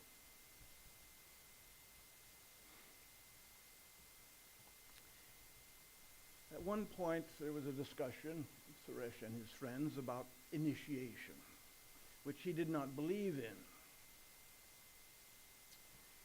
It was in front of Ramakrishna that they were discussing this, and Sri Ramakrishna says, "A person should practice spiritual disciplines under the direction of a guru. What prevents you from admitting this, Suresh?" "I have no faith in mantras," he replied. "Don't worry about it," Sri Ramakrishna said. "Everything will come in time." All right.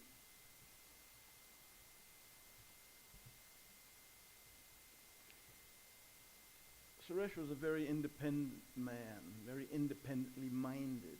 He ran against the stream, as it were, conventional wisdom. But I think to an extent it shows his integrity and his character, even though he was surrounded by all these people who did not believe what he believed. but he certainly loved Sri Ramakrishna. One day, the Lipton Tea Company announced a contest. We want to see who can write the best essay. The subject was tea. Think about the entire subcontinent. A lot of tea drinkers in India. And here we are saying, I'll give the winner of this contest 500 rupees, which is a lot of money then and still nothing to laugh at today. Well, guess who won?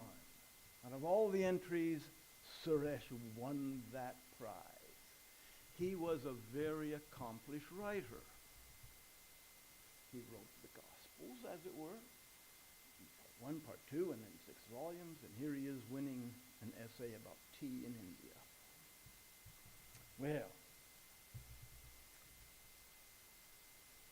as time went on, he became a married man, had a daughter, went through a number of different jobs, maintained a healthy lifestyle, and he stuck to his guns. It was in 1886 he visited Sri Ramakrishna, who was in the advanced stages of cancer at the time, and he felt he didn't feel he should ask for initiation given the master's frail condition. Well, time passed. Sri Ramakrishna left his mortal coil. Suresh was obviously very, very unhappy about this. I'm very saddened by it. On one occasion, he was meditating along the Ganga River and he fell asleep. He awoke before dawn, and approaching him was Sri Ramakrishna, coming out of the river in his luminous form. He approached Suresh and muttered the mantra in his ear. As Suresh was about to take the dust of Sri Ramakrishna's feet, he disappeared.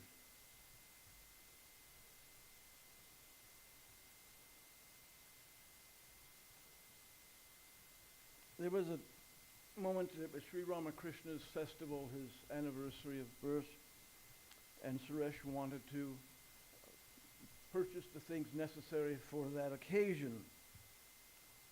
And because he didn't have a great deal of money, he decided he would sell his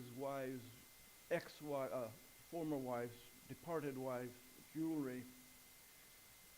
And there were some people who protested about this, and he said, if my wife were alive, she would not object to selling her jewelry for our daughter's marriage. Now I have to serve the master's devotees. It is my good fortune that I should be able to buy some sweet curd with this money, and the devotees will enjoy the master's prasad. Our master renounced lust and gold, and he taught us to do the same. I never considered money or gold to be the goal of life.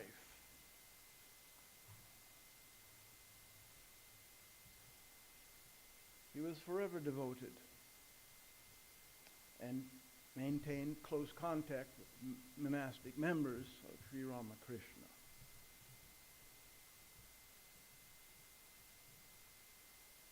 Suresh passed away in Calcutta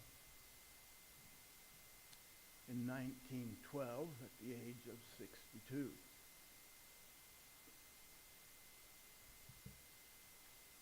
His example is an inspiration to us all. Okay, Sri Ramakrishna. He was one of the suppliers of Sri Ramakrishna who identified him.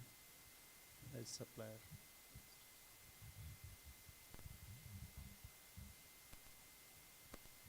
He started supporting our monastic order and the first monastery.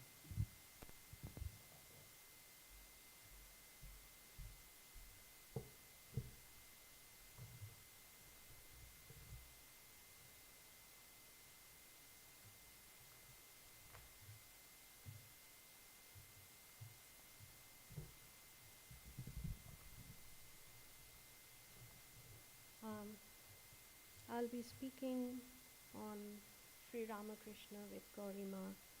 Pranam Swamiji and Namaskar to all my fellow devotees here.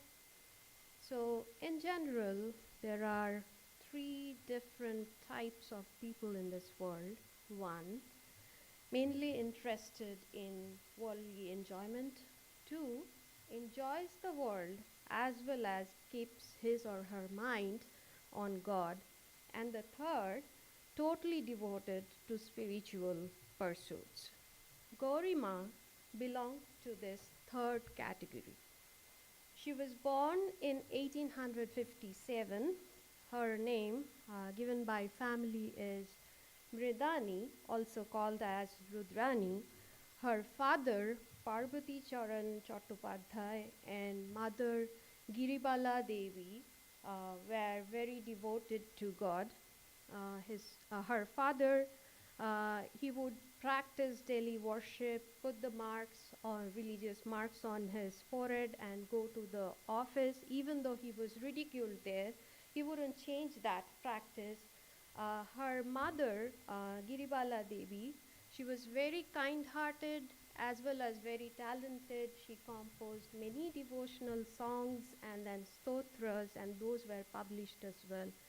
Born to these parents, Gaurima, since childhood, was fearless and uncompromising, and no external pressure could make her deviate from a resolution that she has taken and decided to be right. She initially went to Christian missionary school where her talent was recognized and rewarded with a gold medal. But eventually, because of some religious differences in belief with the missionaries, she left the school and she was followed by other girls as well, and then they joined a Hindu school. She was sharp in mind and had good memory and learned Sanskrit grammar and memorized many stotras as well as parts of Gita, Chandi, Ramayana and Mahabharata. Over the days, a nun from Vrindavan visited their house and she stayed there. This nun, she had a Damodar Shila, a stone image of Lord Vishnu, and who she worshipped daily. While departing from their house, this nun, she gave Damodar Shila to Gaurima, saying, "This is all I have, my child. Now he is in love with you, so I am handing him over to you. Please do serve him, take care of him, and it'll do all good to you." Gaurima accepted that gift. She worshipped daily. She would take Damodar Shila with him wherever she would go, and she considered Damodar Shila representing Lord Vishnu as her husband. Now, as time passed by, all the relatives and parents of Gaurima started thinking of her marriage, which she was not interested at all. Once that was decided, set up, she locked herself in a room, and then later, Giribala Devi, her mother, realizing her true dispassion to the worldly affairs, actually let her sleep and hide in a place so that the marriage can be nullified. So later, Gaurima, then Mridani, accompanied with her aunt and uncle and some neighbors went to pilgrimage, and when she found the right opportunity basically slipped and disappeared. So she went to Hardwar, Rishikesh, Vrindavan, Dwarka, and spent several years wandering alone, pursuing her spiritual quest. And then she practiced severe austerities there, such as fasting, observing silence, meditation, and studying scriptures. Now and then she would come back to Kolkata, but she wouldn't be there for long. She didn't like to be around the worldly people too much, so she will run away and go to secluded places and practice japa meditation. Now, in 1882, Gaurima became acquainted with Radhamohan Basu, who was father of Balaram Basu, and he was very impressed with Gaurima's this devotion and the renunciation, and invited her to come to their house in Kolkata. Now, Balaram Basu, a disciple of Sri Ramakrishna Thakur, seeing Gaurima, urged her to go and visit Thakur. So he said, there is a holy man who goes into samadhi now and then in Dakshineshwar. Would you want to visit him? Now, over the years, Gaurima, wandering from to different places, she got to meet many monks and nuns in the way. She wasn't much interested to go see another monk. So she was reluctant, and when Balaram Basu persuaded that this holy man goes to samadhi now and then, you're going to miss an opportunity. So then Gaurima says, okay, if your holy man is that great, let him pull me. Swamiji was referring to God as magnet, and we are the needles, so probably Gaurima was challenging that. So anyways, this did happen, and it happened in a mysterious way. So Gaurima has been very disciplined with her daily worships. She would bathe the Damodar Shila every morning, dry him up and put him on the altar, then perform all the rituals. So one day, while doing so, while she was about to place Damodar Shila on the altar, she saw two human feet there without any body. So she thought that was optical illusion, and she rubbed her eyes, looked at it again, and she saw the same thing over and over again. Now she was frightened. Her hair stood on stand, and Damodar Shila rolled off, fell from her hand. Then she was trembling, and then she also fell. She lost consciousness. So all other people getting to know about the rush to her was calling by her name, but Gaurima wasn't responding. It was later Balaram Basu came and he realized that Gaurima has been in samadhi. So after a while, when Gaurima did regain somewhat worldly consciousness, she was only able to point to her heart. What she was feeling is like something tying her heart and basically pulling. So after that, the whole day passed in a kind of semi-consciousness. The next very morning, early in the morning, she wanted to leave the place, and she went out. She was stopped by the doorman there, the watchman basically. And then Balaram Basu came to that, somehow was there that early morning, and seeing that Gaurima was about to leave, but she wasn't saying anything. So Balaram Basu asked, Didi, elder sister, would you want to go visit Thakur at Dakshineshwar? She was still silent, and considering this to be her silent assent, Balaram Basu arranged for them, taking Gaurima, his wife, some other neighbors, all to the Dakshineshwar, to visit Thakur. Now what happens there? When they reach the Kineshwar, what they see is Thakur was sitting there singing in his melodious voice and was winding a string around a stick. So, so once they reached the door, Thakur stopped winding the stick and then cordially greeted them. Gorima realized it was he who was tying her heart and actually pulling towards him, right?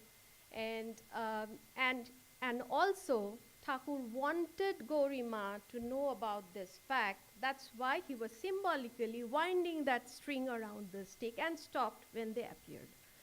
Okay, so that day, again the same thing. While they were leaving, Thakur said, "Abar esho, come again." Okay. So the very other day, Gorima wanted to share all these experiences with Thakur, reached the Kineshwar and did share that and said, "I didn't realize that you were hiding here." Thakur's response was, "Had you known that earlier, had you met me earlier, would you have practiced these much severe austerities at all?" So if we get things for free, we don't realize the value. Yeah.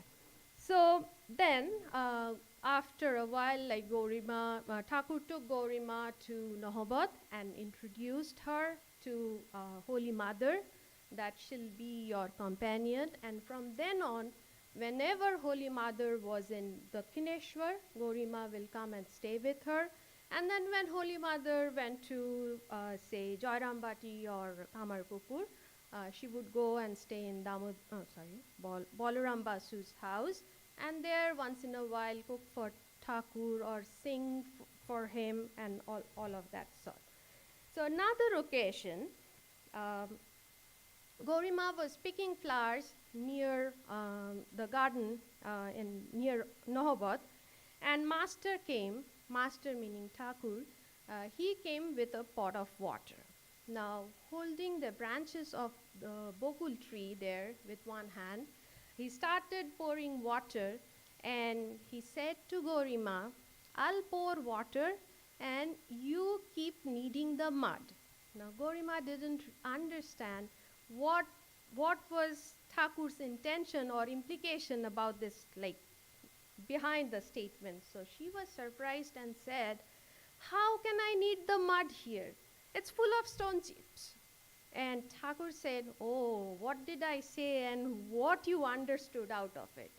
I'm referring to the condition of women here, and I want to work for them."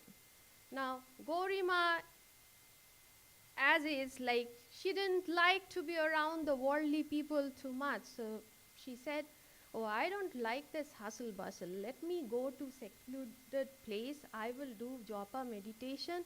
Fine, I'll help, give me few girls, I'll mold their character. But I'll take them with me near the Himalayas, that's where I'll do the thing." Thakur's will, who can resist, right? So, well, not now, sometime later, but it has to happen. So, Gorima, after a while, even though she was happy in the Kineshwar, her strong desire to practice austerities and all that, she again went to Vrindavan and all other places. In between, Thakur was preparing to give up his worldly body, so Master passed away. And then Holy Mother, accompanied with others, started visiting different places. She was out on pilgrimage. And it was in Vrindavan they met again. So Holy Mother reminded Gorima there about Thakur's wish and said that your life now is to worship the living goddess, that is, do something actually for the women of India. So later, in 1895, Gorima founded the Sri Charodeshwari Ashram for women on the bank of Ganges at Barakpur in Kolkata. So she would look after every little thing. All the residents there, she would look for them, for their welfare, the daily chores, raising fund, building construction, all of that. She had a magnanimous personality and the power to convince people, mold people, train the workers. She was a penniless nun, but her faith in Thakur brought actually success. So, during Master's birth centenary in 1936, Gorima gave an address in Bengali, and that was broadcasted in All India Radio.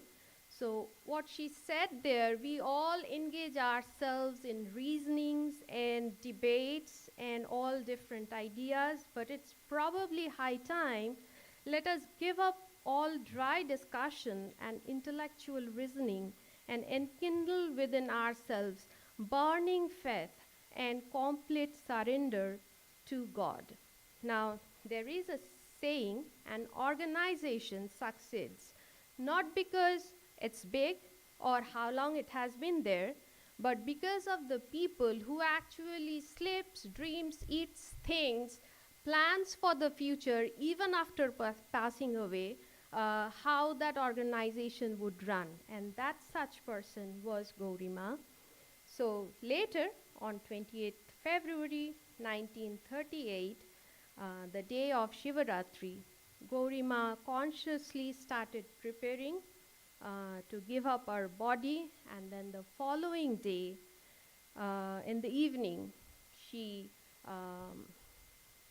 taking her guru's name, Sri Ramakrishna, she gave up her body and was cremated the next day at the same place, Kashipur cremation ground, where the body of her beloved guru, Sri Ramakrishna, has also been cremated.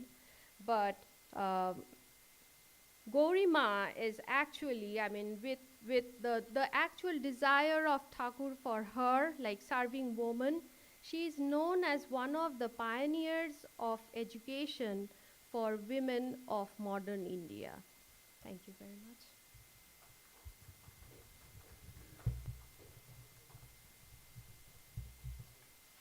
She was our first nun, official, though many were sacrificing, but she was special.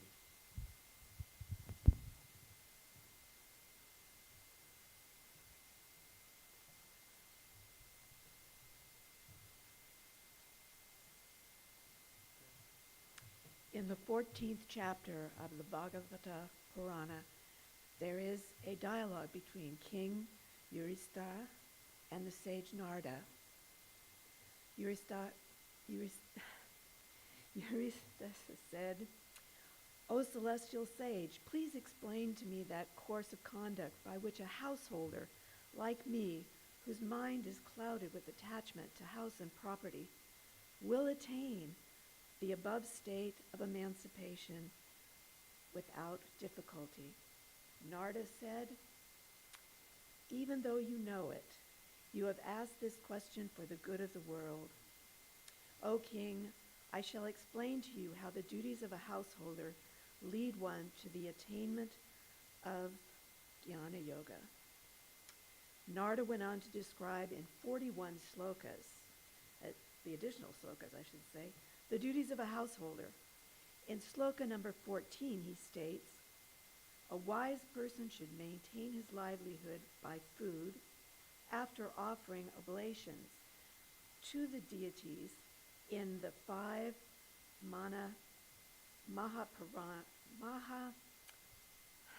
Yagnas, the 5 major sacrifices, and should relinquish the notion of his claim on whatever remains as a surplus. Thus he would attain the position of a Paramahansa." The purpose of this talk today, this short talk, lucky for you, is to examine how Mathranath Vishwas under the influence of Sri Ramakrishna, was able to deify the duties of a householder. Mathurnath Bishwa was born in 1817. Thus, when a 19-year-old Ramakrishna arrived in Dakshineswar in 1855, Mathur, or Mathur Babu as he's referred to, would have been a mature man of 38 years. He had responsibilities of managing a large estate of the mother of his two successive wives. While Mathur had a spiritual nature like so many of us, he also had a worldly side. According to Swami Sardananda, and this is a quote, Rajas characterized the wealthy Mathur's devotion, and he did not fail to decorate the image with beautiful clothes and ornaments, to arrange the worship so there would be an abundance of flowers, fruits, sweets, and other articles. End of quote. Even after claiming to witness Sri Ramakrishna appearing in his physical sight as both Kali and Shiva while pacing the veranda, Mathur was not beyond doubting the sanity and holiness of his temple priest. When Rani Masmani, who was his mother-in-law, was slapped by Sri Ramakrishna in the mother's shrine, Rani Masmani had been thinking about the results of a lawsuit that she was going through. Mathur created a series of tests to validate Sri Ramakrishna's veracity. On two separate times, Ramakrishna was presented with prostitutes. These women berated Mathur for bringing a saint into their low midst. Mathur and Sri Ramakrishna developed an unusual relationship, and this is what I'm saying now is a direct quote from Sardananda as translated by Chetanananda. Okay. Mathur and Sri Ramakrishna developed an unusual relationship. Mathur would sometimes regard Sri Ramakrishna as his spiritual father, hence the name father, which Mathur used when referring to Sri Ramakrishna. At other times, he would regard Sri Ramakrishna as an innocent, carefree boy. For his part, Sri Ramakrishna often treated Mathur as his son or his disciple. At other times, he considered himself to be a child of the Divine Mother, and Mathur was the caretaker of Divine Mother's property. It was from this vantage point that Sri Ramakrishna issued, these are my words, orders for Mathur to obey. There are many examples of how this employee was telling his boss what to do and how to do it. According to Swami Sardananda, quote, on another occasion a master said, once a desire arose in my mind to supply aspirants of all sects with whatever they needed for their sadhana. If all their needs were met, they could then practice sadhana without anxiety, and I would be able to enjoy watching them. When I told this to Mathur, he said, that's no problem, Father. I'll arrange everything right now. Arrangements had already been made to give rice, lentils, flour, and so forth to the mendicants from the temple storehouse. Now Mathur made additional provisions for water pots, blankets, seats for meditation, and even marijuana and hemp for those that use them, and wine for tantric aspirants. End of quote.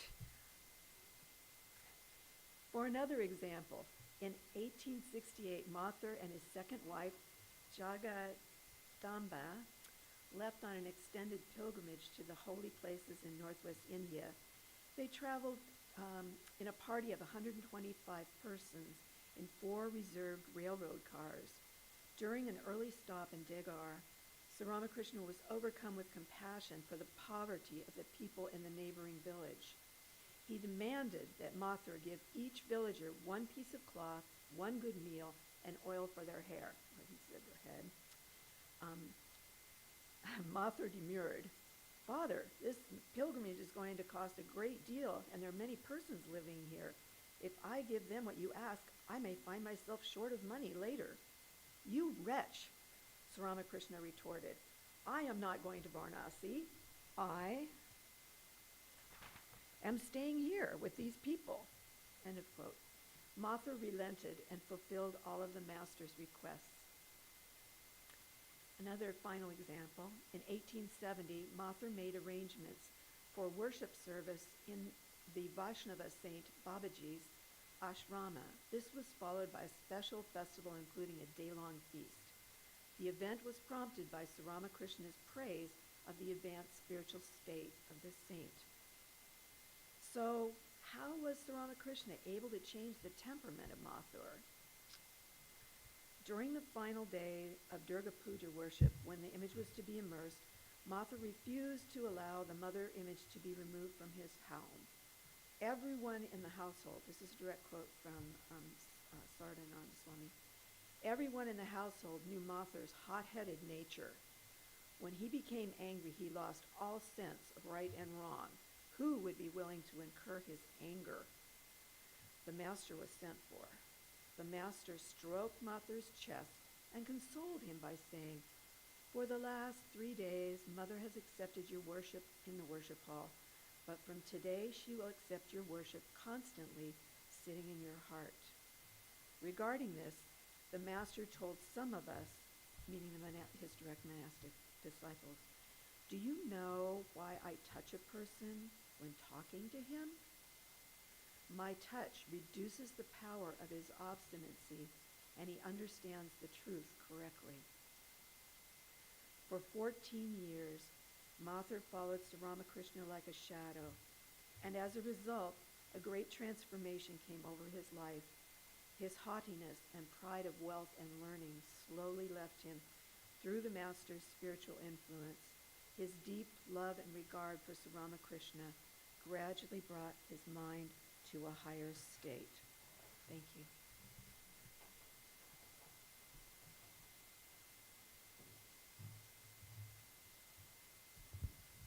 A great life.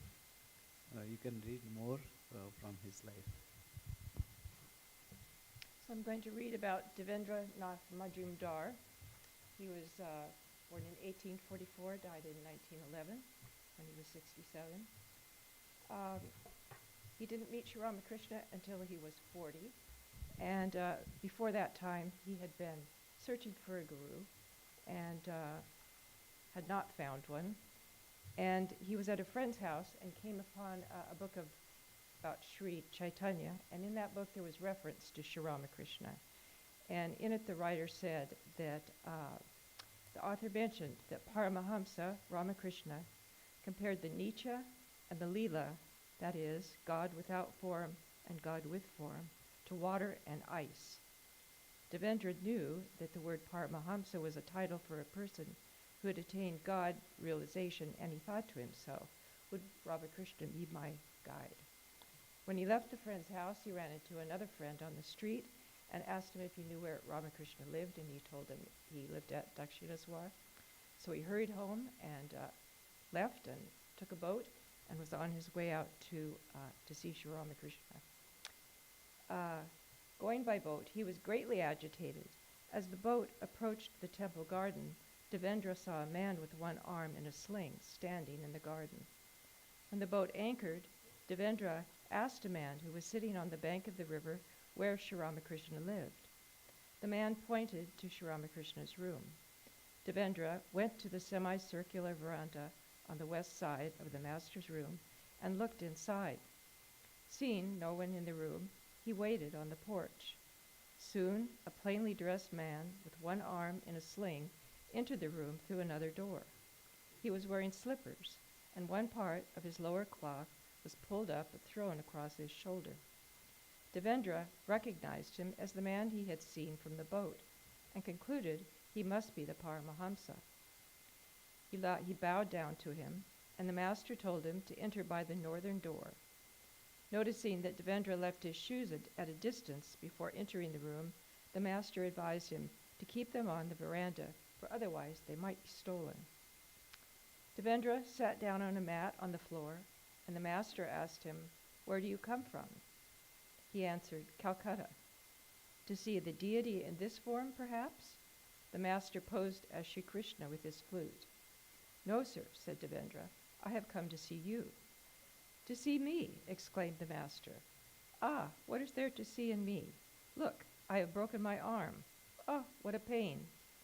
Asking Devendra to feel his injured arm, he said, Can you tell if the bone has been fractured? It is so painful. What shall I do? Devendra examined the arm and asked the master how the accident had occurred. Sri Ramakrishna replied, Sometimes I fall into a peculiar state. The arm was broken on one of these occasions. The pain increases whenever medicine is used. Adhar Sen sent some medicine which also increased the swelling, so I have stopped using any medicine. Do you think I shall recover? Yes, certainly, Devendra said. And in a moment, all trace of pain seemed to disappear from the master's face. Like a boy, he called out to some people outside, Look here, this gentleman from Calcutta says that my arm will get better. Devendra noticed that Sri Ramakrishna's body was delicate like a woman's, and his mind frank like a child's. Never before had he seen such an open, artless person. He thought, Is this a show? I have come to see a saint, whereas he has made me out to be a saint. He takes me for a prophet. Is it possible for a man to be so artless, or is it just a pretense? But gradually, the master's childlike behavior dispelled all his doubts. In the meantime, Sri Ramakrishna asked a devotee named Harish to give Devendra some refreshments. When Devendra finished eating, the master began to talk about divine love. He said, Do you know what prema, ecstatic love of God, is? When one has prema, one forgets the world. One even forgets one's own body, which is so dear to a person. As in a dust storm, one cannot distinguish the trees and the houses, all look alike. So be it at the dawn of divine love. All ideas of distraction vanish. Devendra had never heard such a thing before. He sat enchanted, absorbing every word the master said. When it was time for the midday meal, Sri Ramakrishna said to Devendra, Look, many respectable Brahmins eat here. It is a temple, and there can be no objection to your taking prasad with us. The day is already advanced. Don't leave now. Calling his nephew Ramlal, Sri Ramakrishna said, Look, here he is, a good man. He will take his food here. Please give him the prasad from the Vishnu temple. Devendra again wondered, How does the master know I am a vegetarian? Can he read minds? While eating his meal, Devendra questioned Ramlal about the master, and his mind was filled with wonder. So that was his first visit. Sri Ramakrishna sent him home because Devendra was looking not well. And when Devendra got home, he had an attack of malaria, and it took him a long time to recover from this. A couple months passed. Devendra lost his enthusiasm to go see the master. And then one day he saw a notice somewhere that he was speaking at Balaram Boj's house. So he thought, okay, I'll go there. At Balaram's house, which was crowded with people, Devendra saw the master dancing in ecstasy. Some people were dancing around him while others were singing. Devendra watched it all, but did not dare approach the master because he had stayed away so long. When the kirtan was over, the master stood motionless, deep in samadhi. The devotees gathered around him to take the dust of his feet. Seizing this opportunity to salute the master without being noticed by him, he pushed his way through the crowd and touched Sri Ramakrishna's feet. Much to his surprise, he felt a gentle tap on the back of his head and someone asking, Hello, how are you? Why haven't you come to Dakshinaswar? I often think of you. Sir, replied Devendra apologetically, I was bedridden for a long time, so I couldn't visit you. Then the master said in a sweet voice, You must come again to Dakshinaswar, won't you? Devendra's heart had been thoroughly melted by this time. Yes, sir, he said, I will. And after that, he came regularly to visit the master, and he happened to be there on January 1st, 1886, at Koshipur Garden, and got the master's blessing. He was a great poet also. He composed many songs.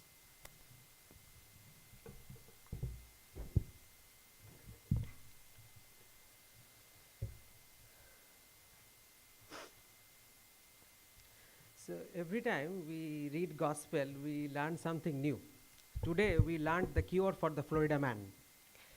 So every time you read, newspaper in Florida, you go there or you see in CNN, you see all these people getting beaten by alligators. Feet is being taken away.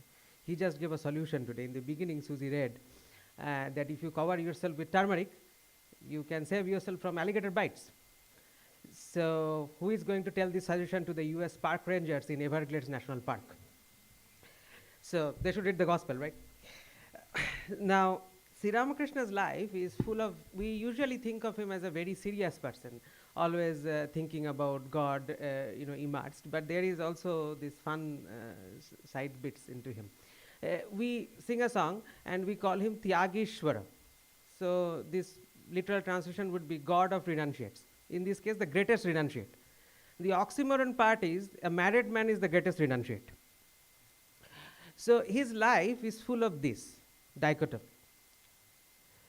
He seems to be talking about all these things all the time, but how can we think of Sri Ramakrishna doing marriage matchmaking? He actually did that for Upendranath Mukhopadhyay. My person is a person for whom he actually found a bride. And it is so interesting that he felt that the family of Upendranath Mukhopadhyay, his mother, would not like the bride's complexion and the name. So he changed the name of the bride. Her name was Hobi, he renamed her as Bhavatarini and said that this girl is really good for your son to get married. She has all the good gunas, and the mother agreed. So the last speaker was Eve, and she spoke about Devendra Majumdar. Upendranath Mukhopadhyay was his neighbor. They lived on the same street. Now here comes the dichotomy. Every time we see all these devotees, they would come to Sri Ramakrishna and ask for knowledge, devotion, renunciation, right, faith, hope. How many people asked for money? He did. He is the only guy in this entire plethora of people who did not ask for renunciation, who did not ask for true knowledge. He only asked for money. Sri Ramakrishna even said that this guy only comes in the mind of a desire to have more money. In the beginning, he would never consume any food that he would bring. Then once, Sri Ramakrishna asked him, hey, what's your name? Then he said his full name. Everybody called him Upendra. So he said, oh, you're a Brahmin boy. That means in your house, somebody is doing some kind of puja all the time. Why don't you tell me that who is your house devote, like house god or your family god? So he said, Narayana is worshipped in my house. So Sri Ramakrishna said, okay, why don't you bring me some prasad? Now Sri Ramakrishna lives in Dakshineshwar. He gets to eat the prasad of all the Shiva, Kali and Krishna who is worshipped. So this person felt like, how odd it is. He is asking prasad of Narayana from my own house. So he went and told his aunt. And his aunt was like, oh, obviously you should take a bunch of prasad, whatever I can conjure up and take it. So he started taking them and brought it to the master. When he brought his own cooked food, Sri Ramakrishna never ate. But it was this prasad that he ate, and he fed others also that day. And Swami Ramakrishna later on said that Upendra's life immediately changed and started improving after this incident. So not a lot is known about his past life. We actually do not know anything about his father. We know that he was born in his maternal uncle's house, and this maternal uncle was always trying to make life better for his nephew, and he sent him to school and everything, but this person was not very much interested in studying, so he left, and he got super scolded. So in order to keep these people calm, he went and found a job that kind of gives him money. So he got a job at a drugstore. In those days, pharmacists to do, and in those days, nowadays you get a syrup just like that from the shelf, but in those days people would mix all of these things and make their own potion and give it. So these bottles need to be washed. So he got a bottle washer job at this pharmacy. After this, he didn't like this job, so he went and started working in a bookshop in a place called Bottala. It is in Upper Chitpur Road. It's a place in central Calcutta. So there he started making only, in those days, in American currency 50 cents. So this is 1860s when he is probably making 5 rupees. Now this business was running very poorly. So the owner say after 6-7 months said, I cannot run this anymore, I am going bankrupt. So he was about to sell this business off. He really wanted to become rich. So he felt owning a business will suddenly make him super rich. He figured out that the bid for the business is 75 rupees, which is 15 times his salary. So he started thinking about how to procure this money up, and he went and asked his uncle. His uncle said, get lost. So he somehow convinced his aunt to give him this money, and his aunt basically secretly gave money from her own stash and the family wealth to him to purchase this bookshop. Now, this bookshop becomes a very important part in his life. He came from absolute poverty, so he hated poverty. He wanted to do something to change, to bring change in him. On the day of Kalpataru in 1886, he was present when Sri Ramakrishna became a wish-fulfilling tree on 1st January. He was present. Many people came and asked many things. He came, and when he came, Sri Ramakrishna said, I know you want money. You get it. He actually got it. He became a super rich person eventually in life. But in him we see that if you get rich, what do you do with money? How do you use it for the masses is where he really rocks it.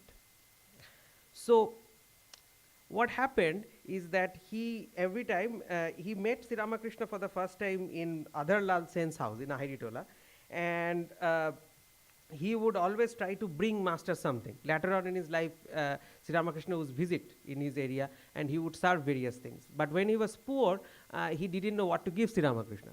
And he could not bring food as like Girish Ghosh or somebody who at the time had an extravagant lifestyle. So Sri Ramakrishna said, you go and buy some jalebis for me. In his life, he always remembered this. Even after Sri Ramakrishna left this mortal plane, whenever he had any utsav or celebration related to Sri Ramakrishna, he would fill Sri Ramakrishna's prasad with jalebis. This is how you know that jalebi is very important. So now,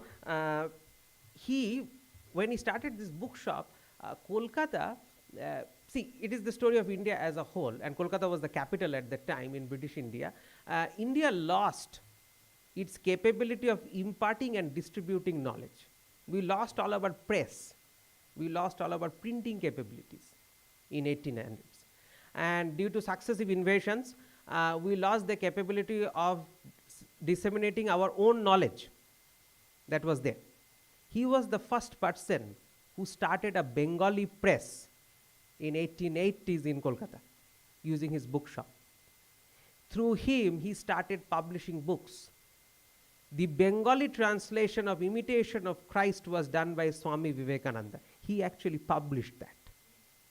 He is the first person in West Bengal who published a Bengali newspaper called Basumati. He was so into Sri Ramakrishna and so much into God. Imagine a newspaper arrives in your house, and on the first page, the first letter that you see is Namo Narayana. That was what was on his newspaper in his entire time. We sometimes forget the power of press or the value of a journalist. He is one of those persons who really did that work for the Ramakrishna order even. I'll just give a separate example. In 1914, when the First World War started, India being a colony, we automatically signed up for war in Europe, unfortunately. And so the Indian army people were taken up by British army, and they were fighting in our soil where they had no idea what they were fighting for. They had no idea what the cause is, and they were fighting in a foreign land which they do not know. People were super stressed about their boys fighting somewhere else. At that time, he started the first evening daily called the Daily Basumati. So he published a morning version and an evening version at that time. During the war, it was the first wartime correspondence in Bengali ever in India done. So he is the beginner of many, many firsts.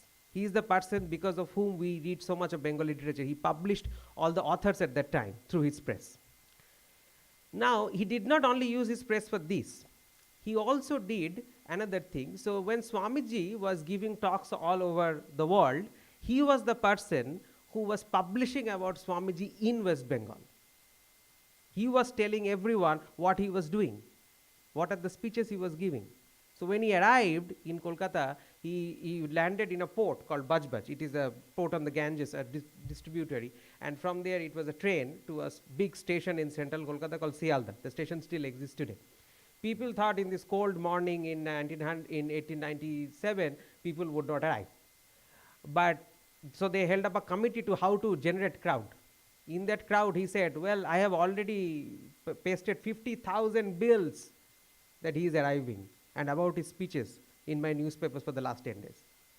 So when he arrived in the train station, there was no more space for it. When Swamiji arrived at the train station from the west for the first time, there was no more space for anybody. There was 25,000 people trying to greet him. It was because of him. Many of Sri Ramakrishna's householder disciples, see, we always see these direct disciples contributing in a direct fashion. Like they are trying to cure somebody out of their disease, or they are trying to clean a place where there is like some kind of viral infection going on and things like that. Each of these activities needs money and patronage. He was one of those patrons. Every time people visited him, he would provide them with food and shelter. Swami Adbhutananda really had some struggling time at some part of his life when he was not able to manage on his own, and this was the time when all this monastery and things did not exist. All these people were roaming around, so they did not have a place to stay. He was the person who provided for Adbhutananda without any question for months. So when Swamiji came back from US and Europe, he heard this story about Latu Maharaj, and then he himself prayed to Sri Ramakrishna that please bless him with more wealth. So this person, and where so first his business grew so much that he moved from one place to another place. Then eventually he bought a giant house, which became his press, come office, come, on and every other activity. So he used to invite all these monks here, and this place, it was called Basumati Sahitya Mandir. So basically Sahitya Mandir means the house of literature, but it came to be known colloquially as Ramakrishna Shadabrata. That means a place where people are always thinking about Ramakrishna. He never, openly, he never talked about Ramakrishna much. Nobody would see him openly praying. But his assistant said all day long he would see him looking at the picture of Ramakrishna in his office. That's what he used to do. If you think about him, since he was a very kept up person and he became rich at latter part of his life, he would be dressed in clothes, like dhoti, like proper dhoti, and having proper clothes, having a coat and etc. You can think him of an 1890 version of Anderson Cooper smoking a cigar. So that was his impression actually at that time. But he continued to support the society at that time through and through. And he held festivals about Sri Ramakrishna. He did not survive for the 100th anniversary of Sri Ramakrishna's birth, but he kept on supporting the society. And one thing he really did was basically trying to provide for all the next generation activities and really trying to educate the society through the books. Bengali people at that time, it's a common thing. See, today also most people do not know how to read and write Sanskrit. It's a language that you have to acquire. Same is the people for speaking language in colloquial versions, right? People who know the vernacular script, they do not know how to speak and know other languages, right? The original Bible was written in Hebrew, then it was translated in Latin. How many people know to read that, right? That's why we need English translation. He was the first person who published the Upanishads in Bengali. And at that time, none of these versions were there. So he published Shankaracharya's version. He published all these other, teachers' translation in Bengali to the colloquial masses. So he was serving Vedanta in his own way. Just like Girish Ghosh, as we see, who was writing dramas and plays to educate the masses about the situation of that time. This was one of his greatest contribution. And so this is the thing about Sri Ramakrishna, that even when a person asks money blatantly, he actually gives you something more, how to use it. Many people have money, but they don't know what to do with it. And that's why they do things that we feel are incorrect. This is how you actually really spend money, so that people can really change their life. And that is what we see in Upendranath Mukhopadhyay's life. Sri Ramakrishna had a very joyful vibe with him all round. At the end, Swami Ramakrishnananda said to Sister Devamata, when she was interviewing him for Sri Ramakrishna and the disciples, that out of all the household disciples, two people who created a massive impact on the masses are Girish Ghosh and Upendranath Mukhopadhyay. Jai Sri Ram. His wife also was a great devotee, Vasumati Ma. Later she was in Varanasi and spent her last days there.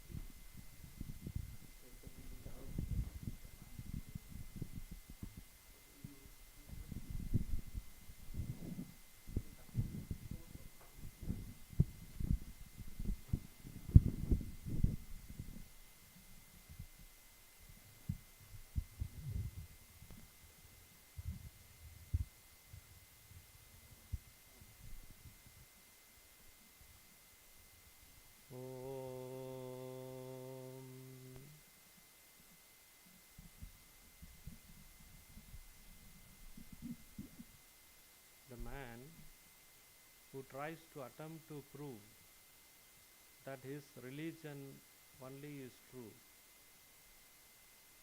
and other people's religions are false is surely self-deluded and is an object of pity.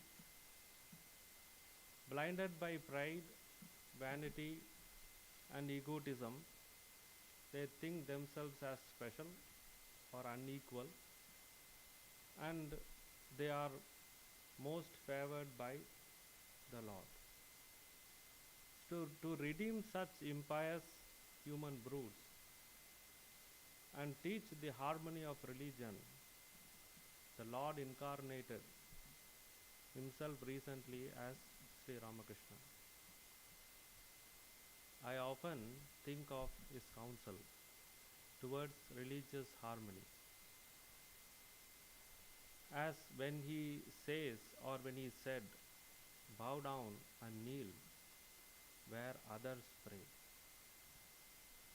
So we all know the individuality and distinctness of each religious profiles and all its various traditions. Today I am going to speak or address the deep lying points all religions share in common and how Sri Ramakrishna addressed these in his gospel to establish the harmony. So when we understand and apply these commonalities in practice, we progress towards humanity and ultimately to unselfishness and renunciation. So I will do this in 3 strokes. First is ethical commonalities that are found common in all religions. Second, certain common virtues that they extol. Third, I shall point out the common vision that includes or that are shared or underlie in various world religions. Now I begin first with common ethics found in all religions.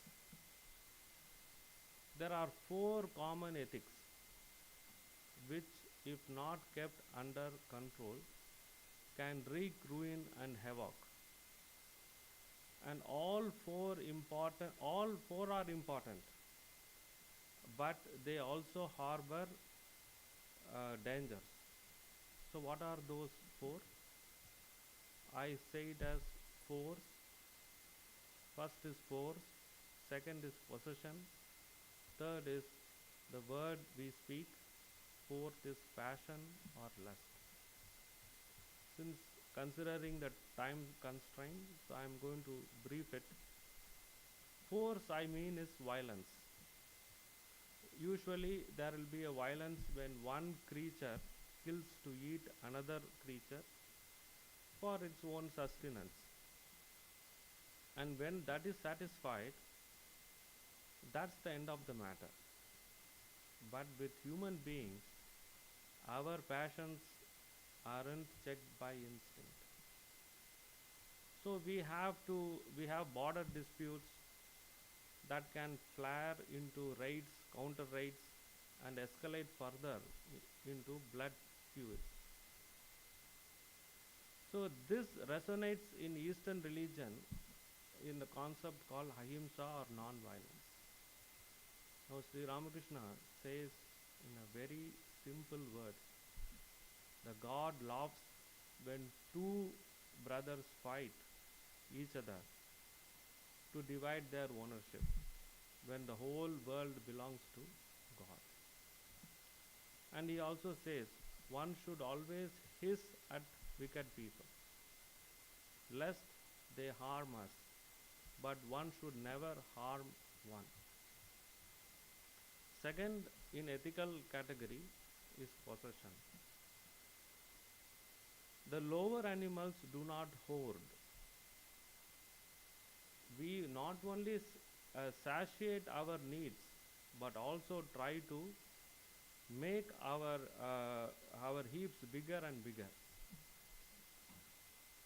So thus religious traditions has to monitor our acquisitiveness and also counseling moderation and more specifically non-stealing. So thou shalt not steal is the way the 10 commandments puts the matter. Now Sri Ramakrishna says very beautifully, clay is money, money is clay. So he threw both into the Ganges. Third, spoken word. So all species can communicate, but only ours can lie. Therefore, thou shalt not bear false witness. Again from 10 commandments. The injunction to truth telling is universal in all world religions. Ramakrishna says, all these are available in his gospel. Truth alone leads to God. Finally, passion or lust. So this is the capacity within us that can get out of hand. It is a glorious power that we have, but it is always misused and lead us to devastation. Therefore, thou shalt not commit adultery. Sri Ramakrishna again beautifully states, lust and wealth is illusion or maya. So when a man succeeds in the conservation of his passion, his intellect reflects Brahman. Now we complete with ethical commonalities. Now we shall run through the same religions again, this time running from what we should do to who we should be. Now we focus on virtues. Ethics focus on don'ts, and virtues focus on do's. Virtues needs to be cultivated by all of us. The meaning of virtue is just not morality. It is little more to understand. The original meaning of virtue is power than just morality. For example, uh, we say the virtue of a drug. When you say the virtue of a drug, we don't mean virtue here is morality, but by force of drug. So we have three forces that recur in all religions, or you can say virtues. What are they? Humility, charity, and veracity. Now, what is humility? Humility connotes strict impartiality. Now, what is not humility? Let us understand. What is not humility? When we exaggerate our importance in our own eyes, and our wants or the interest to count for more than others. That is humility. That is called, which is not humility. In Eastern religion, greed counteracts humility. Sri Ramakrishna remedy to greed. He says, a tree laden with fruits always bend low. If you wish to be great, be low and meek. Humility is the sign of greatness. Next comes charity. Humility is to regard oneself as one, but not more than one. But the charity is to look upon one's neighbor as his own. So hatred or aversion counteracts charity. Sri Ramakrishna says, those who have money should give in charity. Now, last is veracity. The veracity underlies this sublime objectivity that rules true humility and charity. This is the capacity to see things objectively as what exactly as they are. Delusion counteracts veracity. So Ramakrishna says, it is God alone that he serves. So when he serves God, he is really doing good to himself and not to others. Now we have completed ethics and virtue. Now I turn now to move through the great religions again for the third time, what they have in common with respect to vision. So that means what do they all see regarding reality in ultimate nature. So again there are three aspects. First, they all affirm that ultimate reality is one or unity. Bible says, hear, O Israel, the Lord thy God, the Lord is one. Even Bible says that. Sri Ramakrishna states very clearly, the reality is one and the same. The difference is only in name. Second, all religions declare that reality is more. More means large. So Brahman, the word Brahman itself means Brihatvam. Brihatvam means more, large, expansive. Brahman is expansive, and whosoever is reaching Brahman or attaining Brahman will also expand. So science has shown us that nature is incredibly more than what our perception sees or more than what we see through our senses. The religion also makes the same point in regards to the spiritual experiences cannot complete in understanding the divine manifestation. The third, all religions say that God or reality remains to be very mysterious. So how to understand this mystery? That means that we cannot know God easily. So there are three words in English which are alike in that they all involve something we do not know. What are the three words? Puzzle. Second, problem. Third, mystery.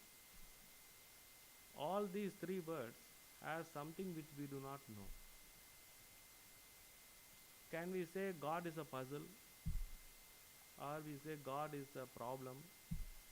Or God is a mystery? So how do we understand this? So when you say God is a puzzle, it is not appropriate. Because puzzle is usually has a trick with it. If you know the trick, you can solve the puzzle. Second is problem. Problem doesn't accompany with a trick, but it has got a rational solution. If you know the solution or answer, you will solve the problem. But when we say God is mysterious, then it is appropriate. Why? Because mystery is a special kind of problem. And wherein the more you learn about it, more it expands. So, in other words, knowledge and ignorance advance in awareness in lockstep. So, example of genuine mysteries are our own life. We are born somewhere. We studied somewhere else.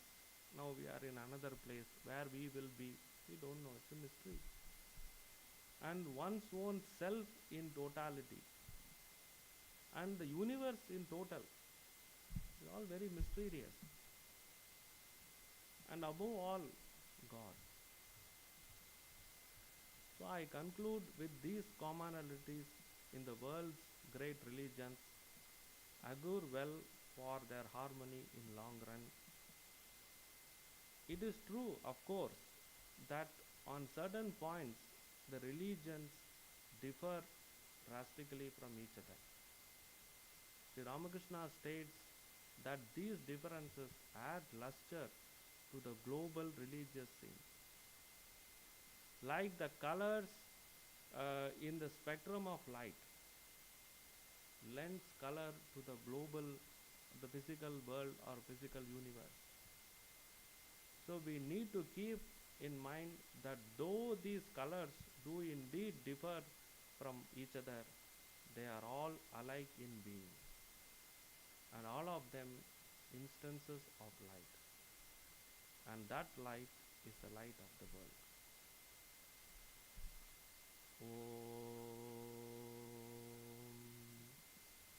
I was asked to give vote of thanks. So on behalf of fraternity of Vedanta Society of Portland, I sincerely offer my humble salutations and gratitude to Holy Trio and this gathering for your holy company, and I pray to Holy Trio that they bless us to follow and progress in their teachings. So thank you all again. We conclude with closing song and lunch will be served there. So let peace be unto all.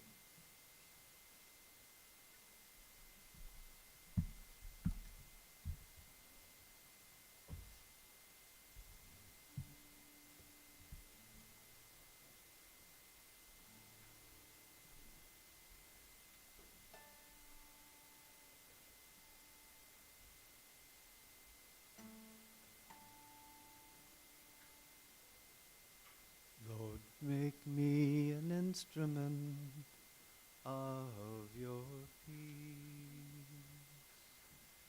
Where there is hatred, let me so love. Where there is injury, let me so pardon. Where there is doubt, let me so faith. It is in giving that we receive. It is in pardoning that we are pardoned. It is in dying that we are born to eternal life.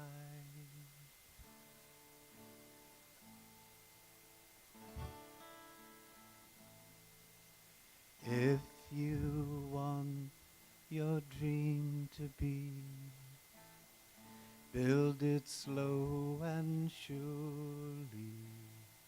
Small beginnings, greater ends. Heartfelt work grows purely.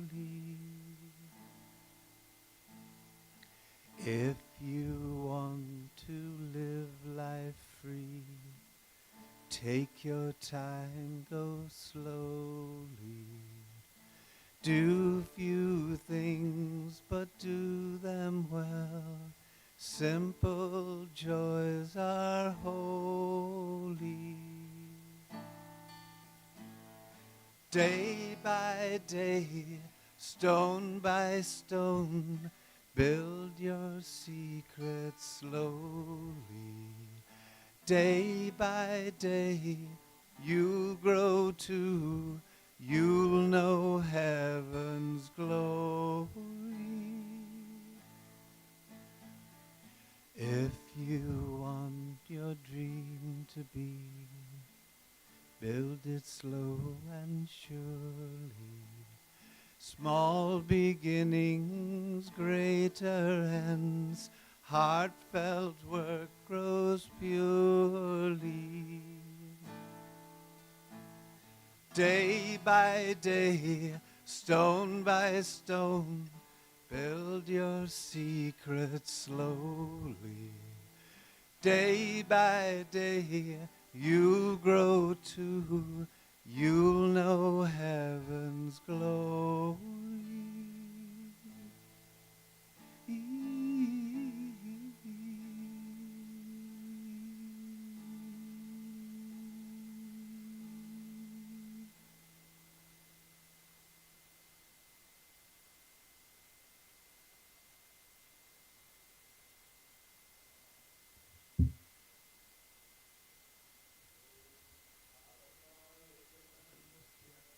Sarvadharma Swarupi